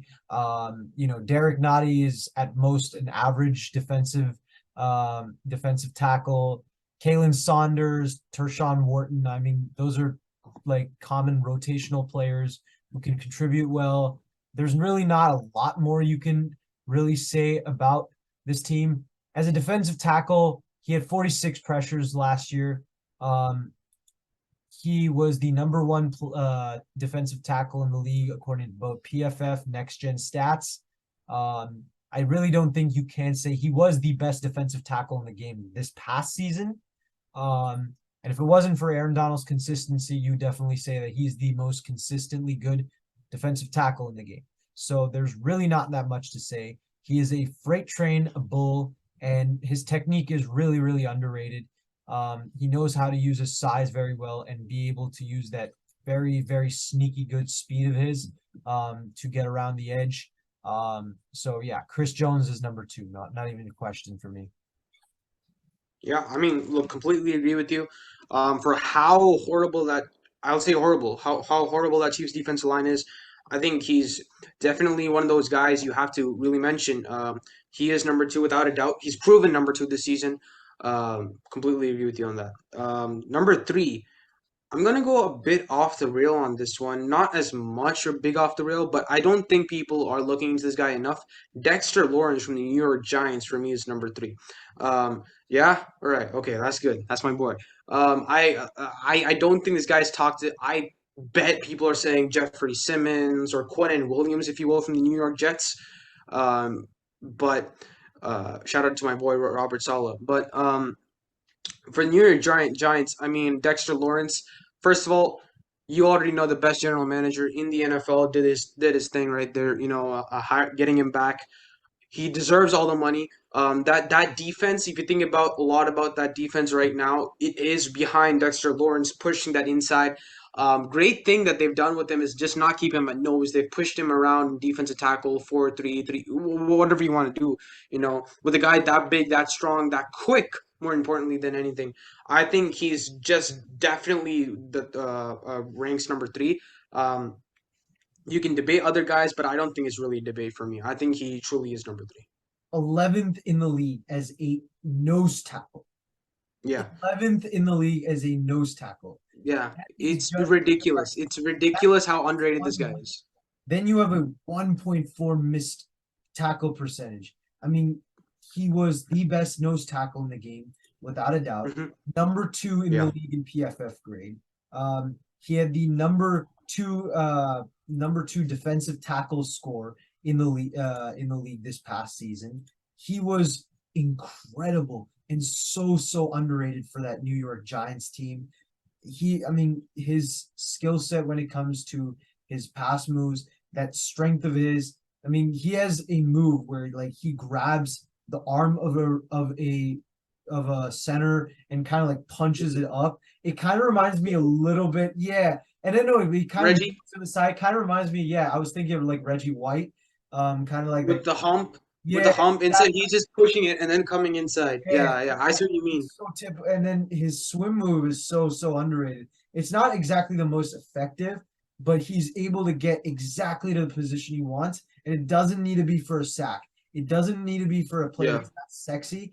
It just needs to be something that gets the Giants defensive lineman, whether it's him or one of his teammates in the right position to make the play that either gets them negative yards or stops a first down. He's not just a great player; he's a team player. He's yeah. like Aaron Very Donald, in the important. sense of being able to put his teammates in different situations or in the best situations. There's a reason why Kayvon Thibodeau was so good as a rookie at being able to just use his raw athleticism. Really didn't Yeah. even use a wide toolbox of pass rushing moves. He could just get to the quarterback and do his job, and that was partially because of how good Dexter Lawrence was. Yeah, I mean, 1,000% agree with you. I love this guy personally. He's my favorite interior defensive lineman in the league. But I can't fault with that. I love my pick, and I think you love my pick even more. So, Do. uh, Um, for number four, I'm gonna go with Quinn Williams. I don't think that's gonna be yeah, I don't think that's yeah, really going to be hard for anybody um to get really mad at. I mean, Quinn mhm, Williams has gradually gotten better and better and better. This year, with alongside the Jets defense, he was spectacular, and he was maybe the best player on that Jets defense had it not been for Sauce Gardner. He was the heart and soul of that defensive line. Really became what DeForest Buckner was for the 49ers the year that the Niners made the Super Bowl, even if he wasn't like, the same DeForest Buckner who was getting 10 sacks in a year and these crazy pressure numbers, he was doing the little stuff that help uh every New York Jet defensive lineman get a sack. I mean, this was a defensive lineman that would constantly get pressure on you, whether it was from Quinton Williams himself or from a guy that got underneath one of the tackles and got to the quarterback. It gave Quinton Williams a perfect ability to get the amount of sacks that he did as a defensive tackle, who's really not that skilled as far as his pass rushing moves. It's more just like, or his finesse moves, so to say. It's more his power moves that really that's his really his cup of tea. But he got 12 sacks partially because he works in a very symbiotic relationship with with the rest of the New York Jets defensive line. Robert Saleh has used him perfectly in that Jets defensive lineman or in that Jets defensive line as far as utilizing his power moves and being able to get pressures. He puts him in the right positions, and I know you love to talk about like what position a defensive tackle lines and how important that is for a um, for a defensive lineman in case of how they end up actually what's it called how they end up um, activate or not activating, how they end up affecting the play. So Quentin Williams really epitomizes that and really proves how much uh how much the formations of defensive linemen really are valuable to how they play. And there's a reason, I mean, that I think to me that's a big reason why that he was that good at getting pressure on the quarterback despite his lack of finesse moves and being in a 4-3, which when you're a 4-3 as a defensive tackle, I don't think a lot of people notice, but they don't get a lot of pressures. They don't get a lot of credit. They're the ones who usually they're the ones who make the the boring plays in the middle that just, they put out their arm, stop the running back, and in a passing league, that's not generally exciting. But with a guy like Quentin Williams, with what he does, it's extremely important, and it's definitely something that he is. It's definitely something that's extremely valuable to the New York Jets, and we've seen that time and time again this past year and even before. yeah. I mean, I can't agree with you more. From the as you said, one important point that you mentioned was how underrated their effect is. Sauce Gardner, we've been talking about Sauce for quite a while. Sauce's effect on the field is not there without Quinton Williams being the guy he is. So I completely agree with you. Um, Next, for number five, I'm gonna go with again a bit off the rails, a bit more off the rails, I think, because when we're thinking about defensive lineman, we're like going into the season, we're thinking about what defensive lineman, right? I'm just taking some time because I think this is the right answer, but I'm not sure how other people feel about it. But I'm going to say Jonathan Allen from the Washington Commanders. I think he is number five. Um, Over Justin Simmons, over DeForest Buckner, over Cameron Hayward. The other names is or Jeffrey Simmons. Excuse me. Um, but I think Jonathan Allen's the guy. I mean, he's probably the only player in the NFL who has the speed of like Micah Parsons off the ball, but the strength of Aaron Donald and the height of Cameron Hayward all into one. I feel like he's a combination of all of those things. He has a great like liftoff speed from like when the ball is snapped. Yeah, I think he's extremely quick. He's probably the quickest on the entire Commanders line, which is a very very good defensive line. Extremely underrated, but a very good defensive line. Um, with Chase Young obviously coming back. We don't know his effect. I don't know about his effect essentially. Other than his rookie season, he hasn't been great, to be honest. But I think Jonathan Allen is number five for me. I think he's really talented, technique wise. Again, Ron Rivera plays a system where the defensive lineman kind of gets that credit, and you're seeing it as you go. The defensive tackle wise, I mean, he's dominating these guards and these centers even. Um, I know at one point I do remember in the season Jason Kelsey, who I personally I think he's top five centers easy. Um, he was saying one of the toughest tackles I ever played was against Jonathan Allen. I mean, from this guy like Jason Kelsey, who's been there for so long, seen so many different defensive tackles, defensive schemes, and for him to give credit for such a young guy like this, I do have to take that into consideration. So Jonathan Allen at number five can be debatable. I'm not against it, but that's what I'm thinking. See, I would have disagreed with you there. I would definitely put Jonathan Allen close to number five, but I wouldn't have put him number five. For me personally, number five, and now I'm going to put him at number six on this list is Jeffrey Simmons. I think when we talk about players, we're talking about like really when it comes to the value of the team, and I think Jeffrey Simmons is definitely the most valuable defensive player, I'm going to say, really on that Titans defense. And when it comes to like Jonathan Allen, there's an argument to be made that he's like he has a lot of help from Deron Payne on the other side, and Montez Sweat in his own You right. can say that. You Yeah, can say that. But again, I'll remind you of one thing. He's the best defensive lineman out of those guys, undoubtedly, but right? oh, okay, okay, but yeah, actually, no, I'm not gonna say it. I'm taking that back. Not undoubtedly. He's No, but he is. He he's. is. I mean, you could make an argument that Montez Sweat is better than him. He's better than No, Deron but undoubtedly. But as far as no, but you had to realize one thing.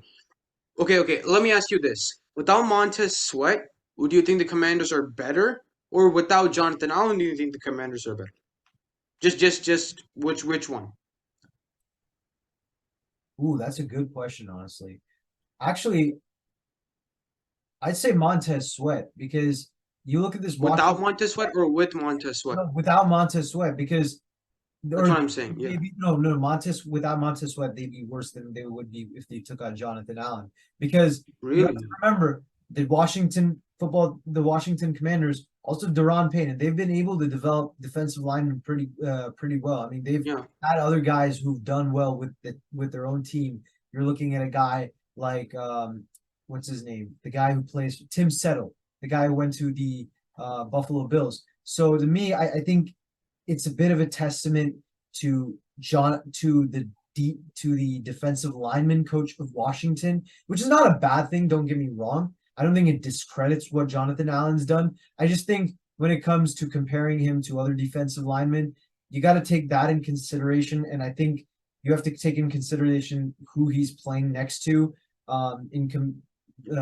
Whereas with I will Jeffries, say one other thing playing with actually.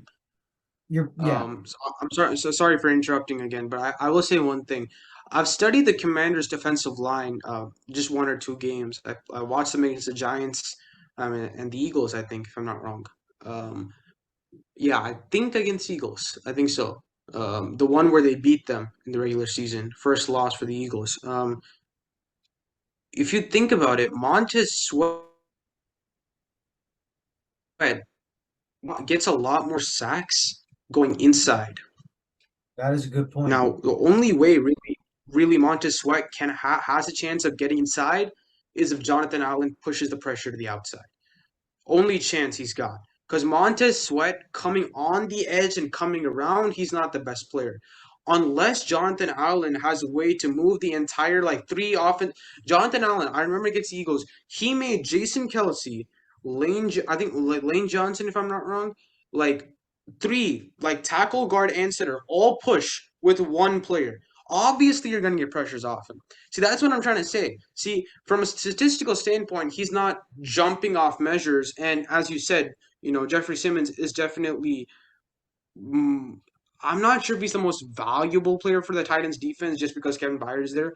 And I think he's much more valuable personally. But That's why I'm kind of saying that, but I get what you're saying. yeah, I mean, I personally think this guy just like I don't think Montez Sweat is the same guy without him. Granted, Jonathan Allen's also not the same guy without Montez Sweat. I'm not discrediting Montez Sweat, but I think Jonathan Allen is just much more critical than Montez Sweat is. Montez Sweat is not the same guy going inside, getting those same pressures, the same sacks. He's going to be average compared to good. Jonathan Allen will still be good Yeah. if Montez Sweat is not there. That's my point Okay, from I Jonathan get what Allen. you're saying, but I mean, I mean, it's really close between him and Yeah, Jeffrey sure. Simmons. I just feel like when you have a guy like Jeffrey Simmons, I mean, the Titans have constantly lost defensive linemen. Really, the only other good defensive lineman they have is Denico Autry, who's old, He's who's not getting great. older. He's still pretty good, don't get me wrong, but He's not great though. yeah, he's not Deron Payne. He's not Montez Sweat. And really, you're looking at a team that lost Harold Landry, and still Jeffrey Simmons has been able to keep this Titans defense rolling. And this Titans defense has still been able to get amass a good amount of sacks and a good amount of pressures. They've still been able to keep a pretty talented front seven together. But I don't think that I think if you take out Jeffrey Simmons from that team, you're looking at a Titans defensive line really in shambles compared to Washington if they were to lose Jonathan Allen and still have, Montez Sweat and Deron Payne. That's really where I think the comparison lies. And again, I think you just like Simmons has more versatility as far as what he can do. He can play 4-3, he can play 3-4. Jonathan Allen is really to me just a 4-3 guy.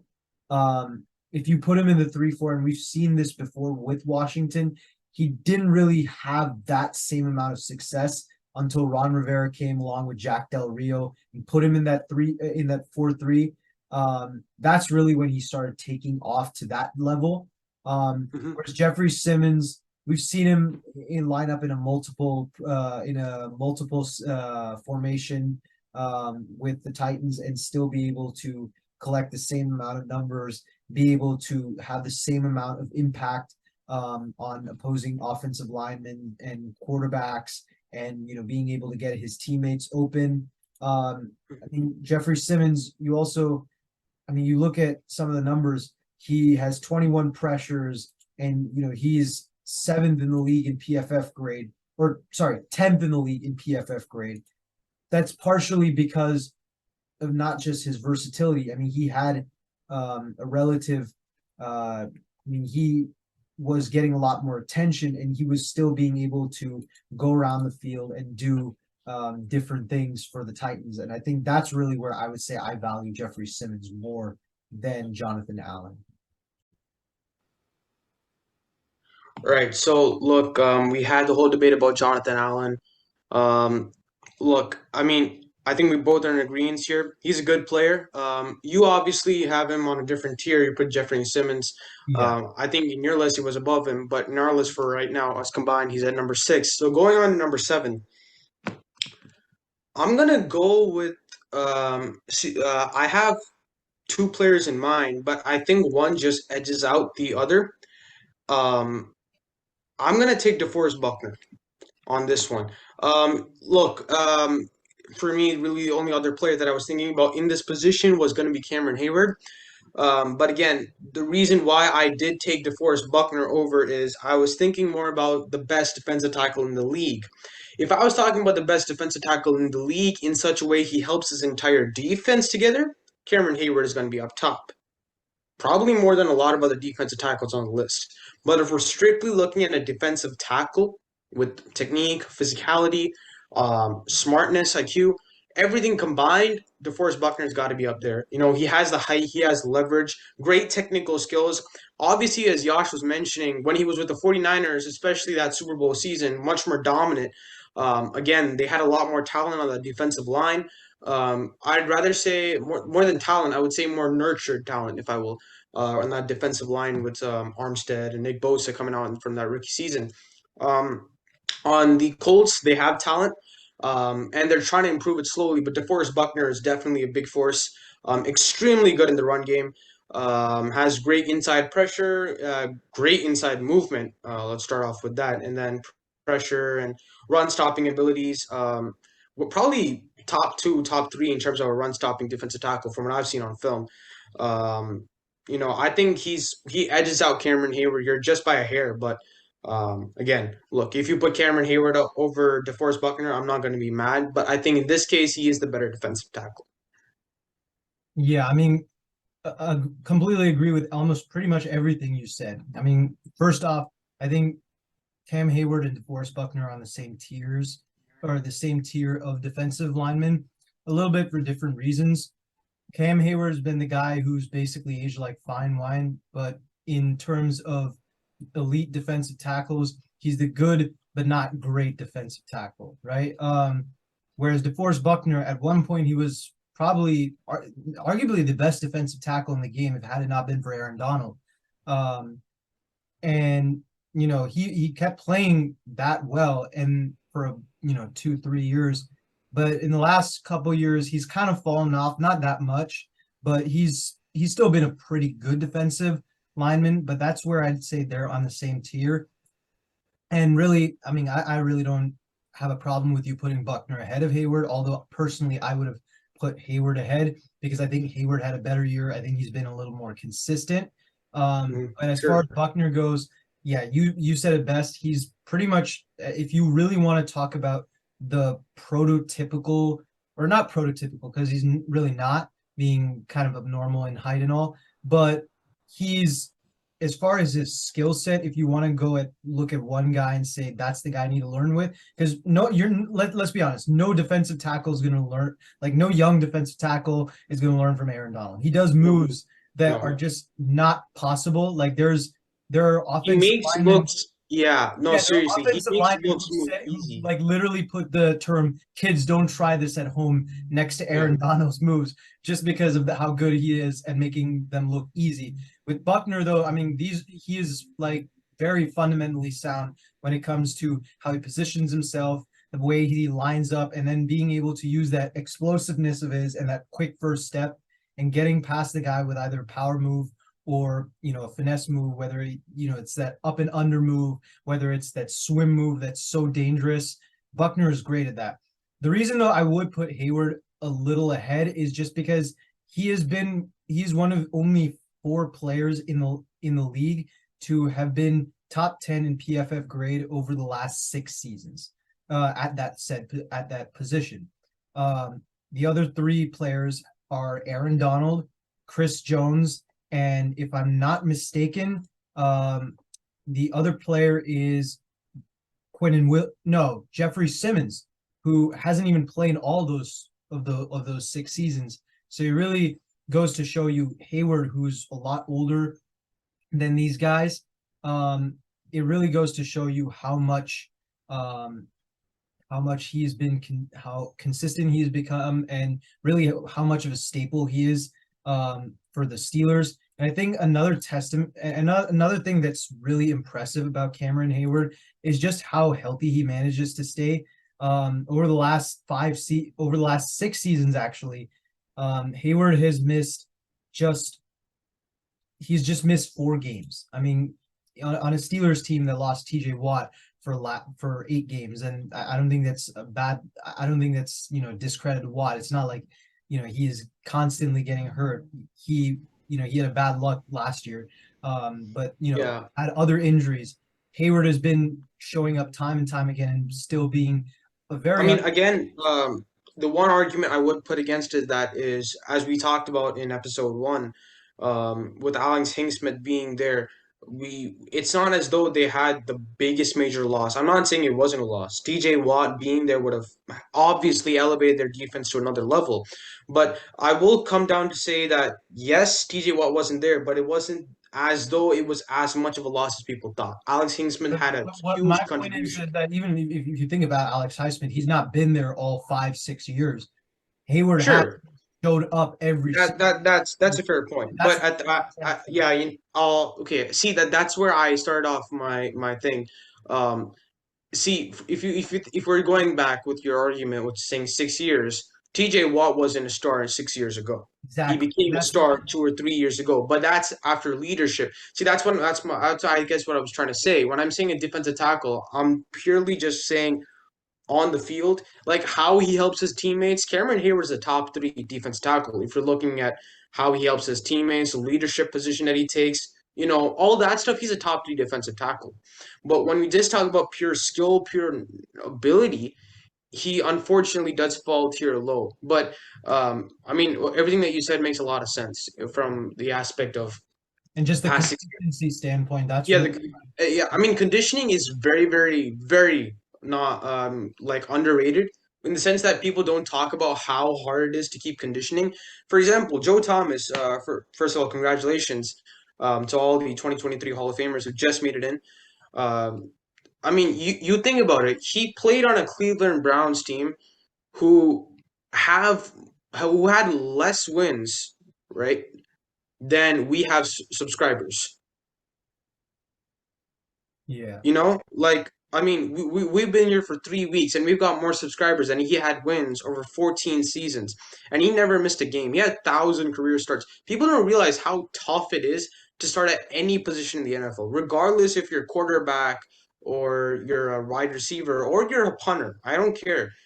On any level, not being injured for that many games on a stretch with that losing of a team is very, very tough by any measure. So that's a Hall of Famer by itself. Having that type of commitment, that consistency, that conditioning consistency. I mean, like, but I don't know if people realize how hard it is to like most.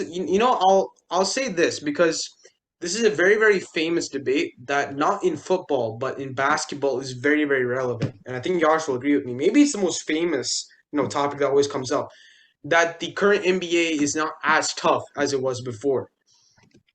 And I'll be honest, when I was initially thinking about this, I was like, yeah, that makes sense. Shaq was breaking down rims, people were having bloody noses, but that was just a foul. It wasn't like an ejection or anything. Bill Lambier and the Bad Boys. Like, I love watching those guys because they were really physical. That was a football game on a basketball court, and you think about it at that time. But what I realized, especially after watching JJ Redick, he has great insights because he was a current player, number one, and number two, he brings statistics in the right sense. Most people use statistics just say something for the sake of it. I personally prefer JJ Redick's takes on a lot of things. And the way he kind of brings it together is, he explains it on a very simple level.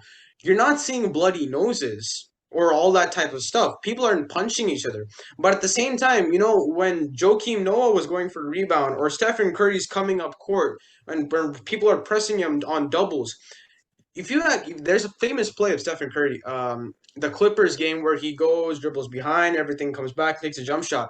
He got punched in the ribs on one of them. Then he got on the shoulder, someone was tagging along on the other side, and then he still got the shot off. No one talks about that. But apparently it's not a physical league.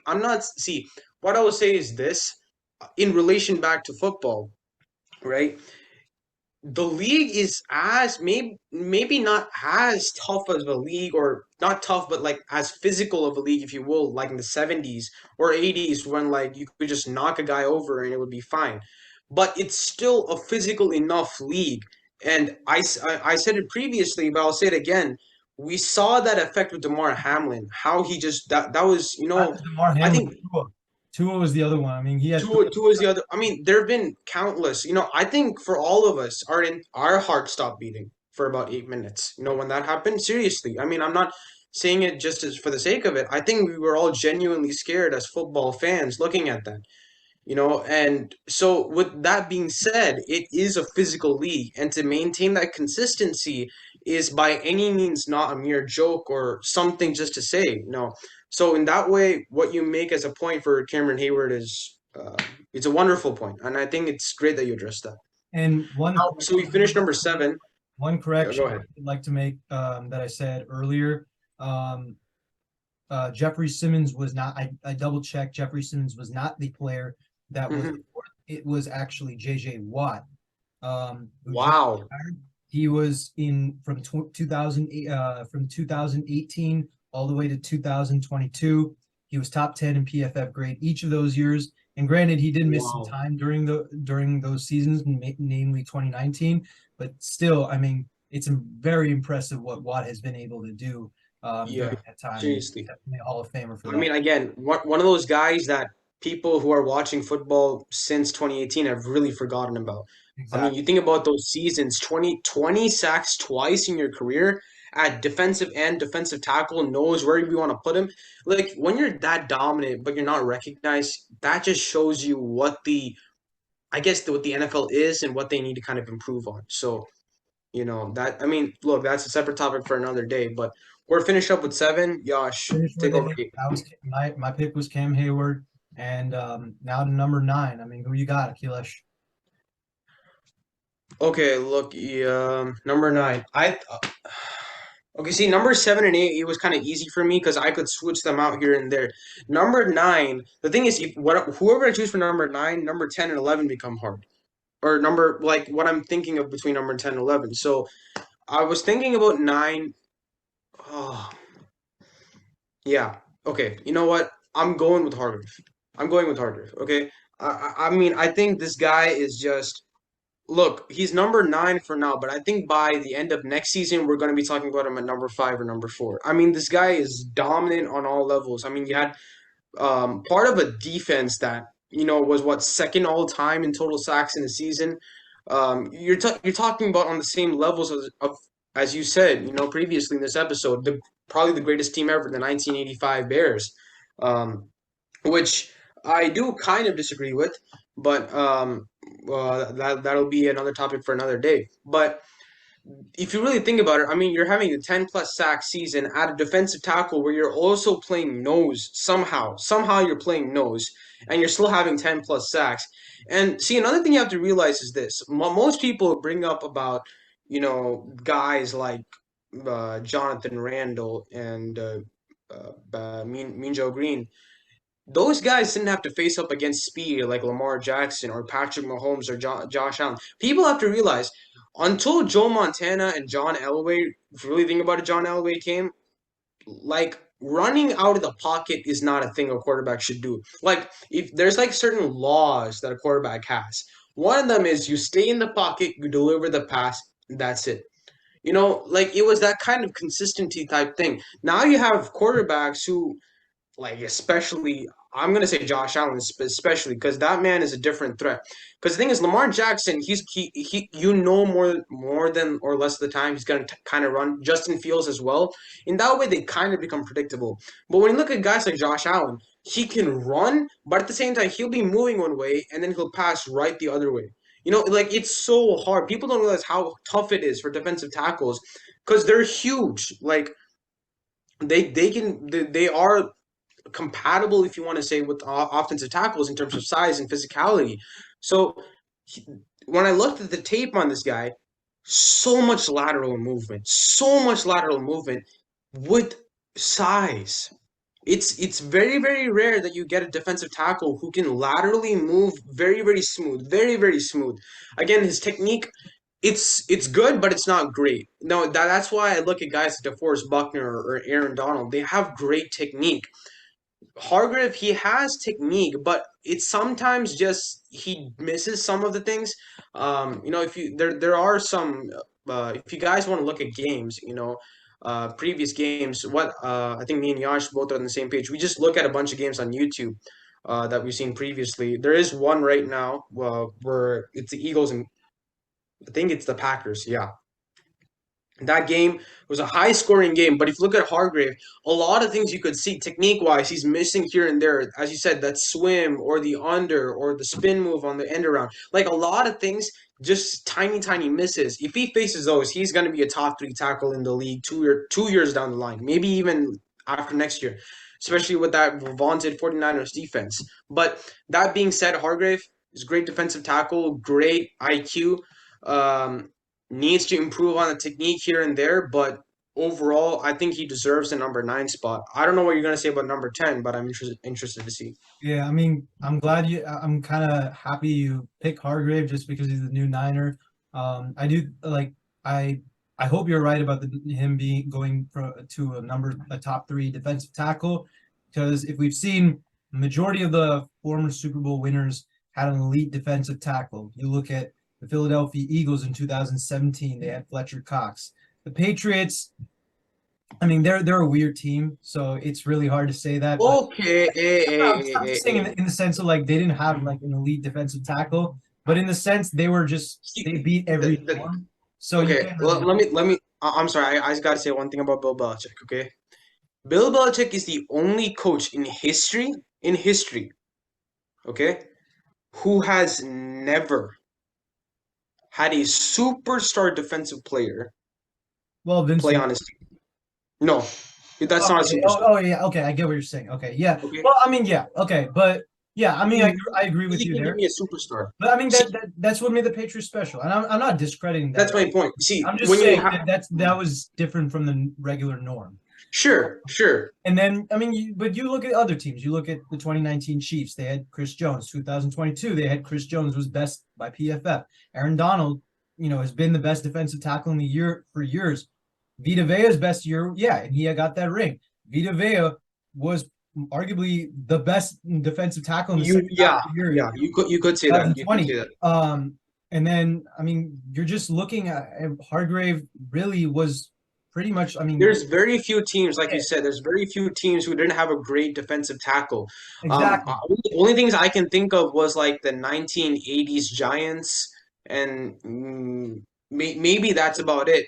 But like, if you really think I'm about it, they had thinking like the Legion of Boom Seahawks, but even Brandon McBain played pretty well that year. no. Yeah, see, if you the other thing is most teams that didn't have great defensive tackle had like a big sized edge. Yeah, and or a guy who's It- like had a career year at defensive tackle. yeah. So exactly. So it's like a combination of the two, you know. Yeah, So but yeah, I mean, I'm glad. I really hope that number 10. I was a little surprised though. You picked him just based on kind of like the way that this list has gone. That being said, I'm not mad at it. At number 10, though, it puts me in a little bit of a hard situation. For me, it came down to two players, Derek Brown and Christian Wilkins, and this is a tough decision for yeah. so many reasons.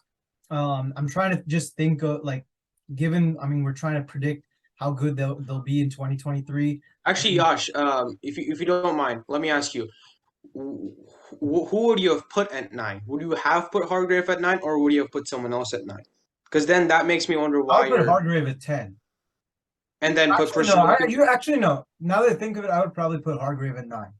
I Okay, would put okay. based on yeah, but I don't know. Would you put Jonathan Allen at Yeah, 10? I would have probably put Jonathan Allen somewhere there, maybe DeFord Wow. Buckner a little Okay. lower. But Wow. no, Maybe I'm yeah. overhyping or No, I something, but mean I don't know. yeah, From the film, it's I hard love because a him. lot of these guys are like above the age of 30, and it's kind of That's like true. that's where you don't But know. again, I mean, this is not the breakout team. This is who's going to be who's right now the best. So Exactly. Well, I mean, it's kind so of. age is not going to be a factor right now. Yeah, but I mean, for me personally, I don't know. Derek Brown might do really, really well next year, and he's got a really good defensive coordinator who can help him thrive in Ezra That's Rivera. true. The Dolphins, however, they have Vic Fangio coming in, and Christian Wilkins is sensational, and I mean that's going to be tough. But I don't know. I mean they're both incredibly talented.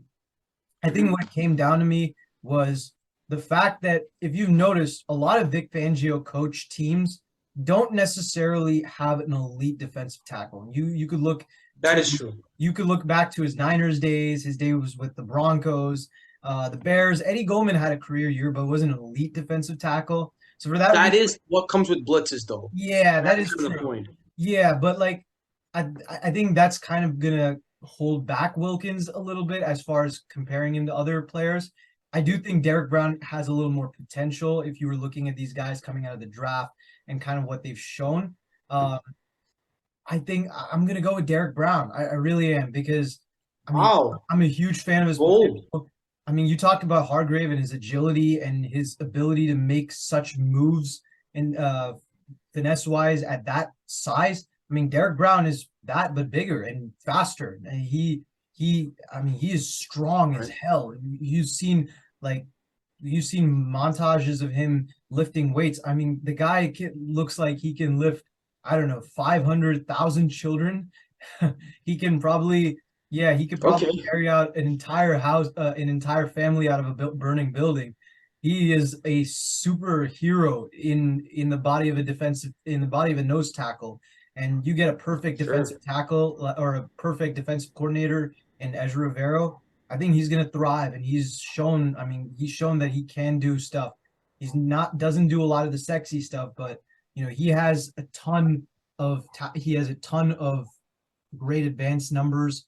I mean, we can look at his PFF grade. He was seventh in the league in PFF grade. He was ninth in the league in defensive tackle score of any defensive tackle in the league. And I think that really got slept on. I don't think enough people talked about that. And I mean, he's just he's in continued to improve. He had 67 tackles last year, 20 more than what he had he had 26 more than the previous season. I mean, you get more advantages in an Ezra Rivera defense. We've seen that time and time again. I mean, the Broncos linebackers, they had a lot of tackles last year. The Broncos defensive linemen had a lot of tackles last year. And also, you think about it, the defense is going to be on the field a lot. And next year, given the fact that they have a rookie quarterback, whether you think Bryce Young is going to be good or not, that doesn't really matter. It's everyone knows he's going to have growing pains. As a rookie, you have those. So the defense is going to be on the field a lot. They're going to get a lot of the same opportunities the Broncos got when Russell Wilson and the offense was stinking it up. Um, I mean, I think that all of that is going to give Derek Brown the chance for a really, really good statistical season, and for that reason, I'm taking Brown. It's tough, but I think Brown has the better potential, and I think he's going to be able to show it with Ezra Rivera. Yeah, I mean, look, you made a lot of great points. I'm frankly going to be honest. I was surprised you took Brown because I thought of taking Brown. For a bit of I guess less statistical approach as usual. As we're both used to a less statistical approach, but at the same time, um, look, I mean, this guy coming out of college, I will say this personally, I've not had the greatest insights as to draftees. I'm not very hyped up about college tape. I think it speaks to a certain level, but I'm not really hyped up about it. I really care what happens after their rookie season. From there, I base the players. Because no matter how good you are in college, the NFL is a different beast. It's different in all different, in all major levels. So like in that scenario, that's why I never really look to see college tape and that stuff. But Derek Brown's one of those few players where I looked at his college tape and I was very, very impressed by. Because the thing is, most defensive tackles in especially college, they are very restless. When I say restless, I mean they just want to jump to the ball instantly. A lot of great defensive tackles. I won't put Aaron Donald here because I can't really compare him to anybody else. But I'll use guys like Jonathan Randall, and I'll use Jonathan Randall because he was more of like the underrated type dude, but he was so smart. What he would look at was the quarterback's eyes before anything else happened. It's very rare a defensive tackle does that because it's a cornerback's job to kind of tell the safeties, hey, go back, go up front, playing cover one, cover two, whatever the case may be. As a defensive tackle, no one really does that. But he was one of those few players where I was like, this guy's definitely seeing the quarterback every play. Because he knows by sometimes the quarterback, especially in colleges, it'll be common. If their eyes move that way or something, and then their hand goes like this, means running back's coming over, it's going to be a screen and they go out. There was this one play against I think it was Auburn against I'm not sure who it was now that I think about it, but it was like, I think it was the year he was about to get drafted. But there was a play where like receivers were there were like two receivers going on a motion, and then the quarterback just went like this, and the running back was switching out. Like there's I think it's I don't know if it's a Madden play now that I think about it. It could be. I don't even know. Madden's that sophisticated apparently, but so the running backs are like motioning, and then they start the ball. Quarterback goes like takes a two-stop drop, throws it over. this dude reads it like he's reading a like you know sometimes when you like when you're studying for a test you by heart things so well like the moment you see a word you just read an entire page of what you by hearted. He's like that. He saw the tape 50 times, like at least 100 times. I don't know what the count is. He just looks at that. They got like a 3 yard loss on that. I mean, for a defensive tackle, especially the nose in college, to look at that, that's insane. That's the type of thing that, like, if I was a scout, which, hey, dream job, but if I was a scout or something like that, I would look to see, those type of things play out. And even in the NFL, unfortunately, he's not at the level where people are really looking at him. But as you said, and I pointed out with JC Horn as well, it's a very, very young defensive team that has a lot of talent. Brian Burns, first of all, I personally think the most underrated outside linebacker in the league. Brian Burns is sensational when it comes to the outside linebacker position. When I say outside linebacker, I'll redefine as a guy who more or less edge rushes. Matt Milano is an outside linebacker as well, but he's Yeah. more of a like, kind of like I'm gonna be like a middle linebacker, and like if you in some terms they call it the rat, or right side outside linebacker. What if he's Burns kind is of yeah, like Burns is more like an edge rusher on a like a 3-4. exactly. Whereas like Matt Milano, you see him off the ball almost all the time. Yeah, exactly. So, like, there's two different definitions, but I'm talking about the edge. He's extremely underrated, Brian Burns. And I personally think with this new defensive coordinator, and especially a lot of talent on that defense, he has he can show that improvement. I think he's gonna have a Hargrave season, with like 11 sacks. I think he can. But again, there are obviously some things that are do lack. Overall, in terms of there's not a relent, there's like this relentless pressure, that I don't see a lot. Which defensive tackles should have. I think pressure is one of the main things that you need to get. But he's probably one of the smartest young defensive tackles in the league, or maybe the smartest young defensive tackles in the league. So, from that standpoint, I agree with you 100%. Look, this is obviously not like a fluid list, if you will, as Stephen A. Smith says. It's fluid. It's not exactly the most fluid, if you will. So you guys, please leave comments below telling us what you guys feel about the list. What would you have changed? Who would you have added? Who would you have not had? Because obviously it's not just both of us talking. It's also you guys and how you guys communicate with us. And look, we're really trying to boost this to another level. We enjoy doing this, and we're hoping that you guys enjoy us talking about it as well. So look, you guys leave in the comment section below as well. We did have an idea that me and Yash spoke about. Why don't you guys recommend what we should talk about? Because it's not just us thinking of an ideas. We'd also like to have ideas too. So, for example, we had the 81 Niners today. If you guys have another question in mind or something, you guys can put that in the comment section below. I mean, we really want to make it as like informal as possible. You guys can put in your comment section like what would you guys like to see. We would definitely take those comments in, and we would try to replicate it or do something about it in our videos. So please feel free to update that comment section. Yeah, and to add on to Akilesh, I mean, any final thoughts? It's just, I mean, you know, we're really starting to kind of get the hang of this, and we're really feeling the groove. Football season's getting close, and that's really when the excitement gets on. Yeah. Um, Obviously, we know that there are a lot of football fans out there, and we hope that we can attract many more to the sport. It's a very polarizing sport. It's a sport that I think a lot of people don't know enough about and have a lot of questions about. We're trying to clarify that and help people get really understand the beauty of this game, and reach our own motto of winning over more fans than the Browns win Super Bowls. And I mean, we've already done that already. We've gotten a few subscribers, and we hope to win over many more. But that really will be it for today's episode. It was a long but really really fun episode. Thank you guys so much for watching. We will try to get out another episode in the following weeks. With our schedule, I think we're probably going to try to get episodes every Tuesday or maybe Wednesday. We haven't planned Yeah. that out yet. But we're excited. I hope you guys are, and make sure to share this channel out to your friends, guys. We can't do this without you.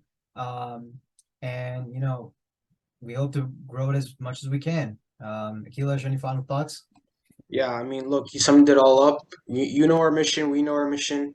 Um, and we really want to accomplish it. So, uh, please, guys, feel free to, any questions you have, reach out.